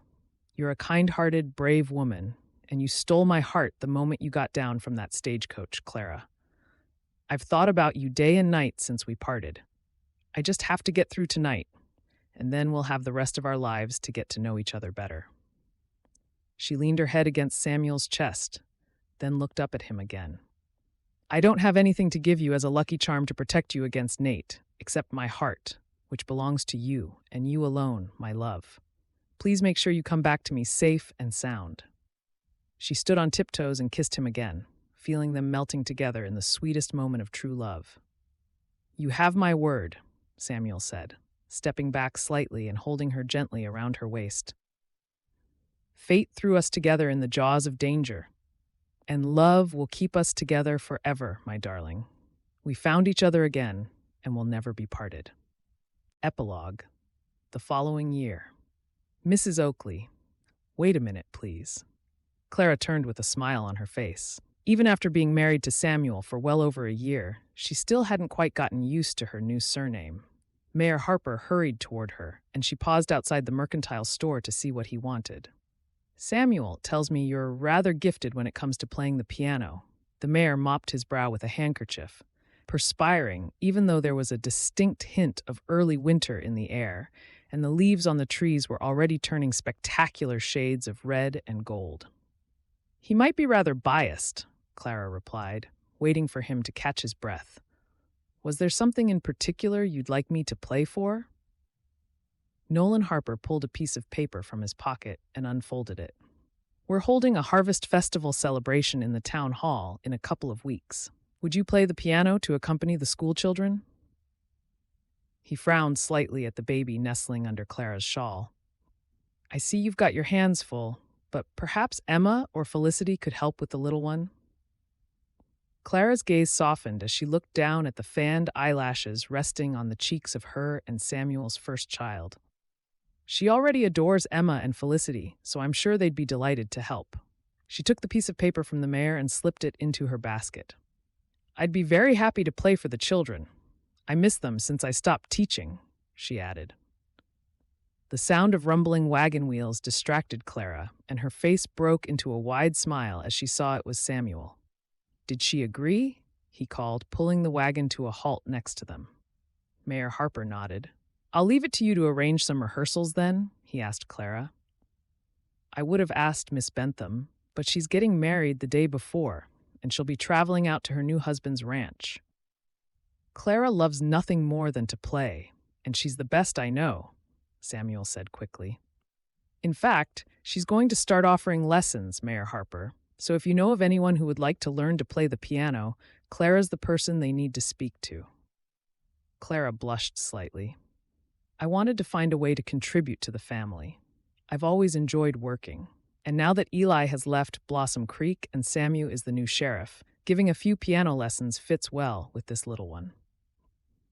Sure, I'll put a word in for you, Mrs. Oakley. In fact, my wife mentioned she would like our eldest to start learning, so she could be your first pupil. The mayor twirled his mustache officiously and rustled the papers in his hand. Anyway, good day to you. Keep up the good work, Samuel. We don't want the criminals thinking they can get away with anything untoward in Blossom Creek, do we? With that, he hurried through the door of the mercantile store to ask Myrtle and Thomas if they would contribute to the picnic lunch for the event. Have you got time to ride with me? Samuel jumped down from the wagon and put his arm around Clara's shoulder. How are my two favorite girls in the whole world? He pulled back the shawl slightly, and his heart melted as he looked at his daughter. She looks more like you every day, he added, as she woke and gazed up at him with the same green eyes as Clara. She certainly has your determination, though, Clara chuckled. She's only 4 months old, and she's already trying to kick and hold her head up when I put her on the rug. I reckon she gets that from you as much as me, Samuel said, helping her up onto the wagon seat. Remember who stood up to Nate, so Doreen wouldn't be separated from Amelia and Betty. I think it was then that I knew I wanted to marry you, he added softly. He picked up the reins, wincing slightly. Do you want me to drive the wagon? Clara rested her hand lightly on Samuel's leg. Nope, the doctor said the more I use it, the easier it will become. I'm just glad it was only a bullet through the shoulder and nothing worse. That night, you and Eli captured Nate, and the rest of the gang was the longest night of my life, and when they lifted you off the pallet, all covered in blood. She shivered, not finishing the sentence. The Lord was watching over me, that's for sure, Samuel replied. To think it could have ended so differently, yet here we are with baby Blanche, and you by my side as my wife. I feel very blessed. My shoulder will get better, I know it, and now I've got some other news to share with you as well. She looked up at him with a sparkle in her eyes. You're full of surprises, Samuel Oakley. He pressed his lips together and concentrated on the road ahead, not giving in to her inquisitive look. It's so lovely out here, Clara continued, enjoying the scenery. The wagon bowled along the dusty road at the edge of town, where the houses were more spaced apart, and all around them, the trees shimmered in the fall breeze, with the first few leaves floating to the ground. In the distance, she could see cattle grazing on the green pastures on either side of the road, and the mountains rose ahead of them, stretching as far as she could see, already capped with the early snowfall of winter. Samuel pulled the wagon to a stop outside a generously proportioned wooden house that was one of Clara's favorites in town, although it had fallen into disrepair since the last owners had left. The garden was overgrown with rambling rose bushes, and some of the shingles had slipped on the roof. The sound of hammering reached their ears, and Clara could see someone was hard at work making repairs. I just need to call on someone. How about you come and say hello with me? I think you'll get on well with them. Clara raised her eyebrows. Samuel was being rather mysterious, but his friendly demeanor was why so many people in Blossom Creek had taken well to the idea of having him as their new sheriff. You know I like to meet new people, she said with a chuckle, following him up the path. I'm coming down now. The young man making the repairs crawled across the roof and climbed down the ladder backward, before turning to face them with a bashful expression. You probably don't remember me. He stuck his hand out toward Clara with a shy smile, shaking hands with her. Ned? Ned from Fairhope Point? Clara looked at him with shock and grinned at Samuel. What's he doing in Blossom Creek? Remember the youngster in Nate's gang, Samuel said quickly. Remember how he never took his mask off and slept a bit away from Nate and Murphy? Well, I didn't say anything at the time, but it was Ned.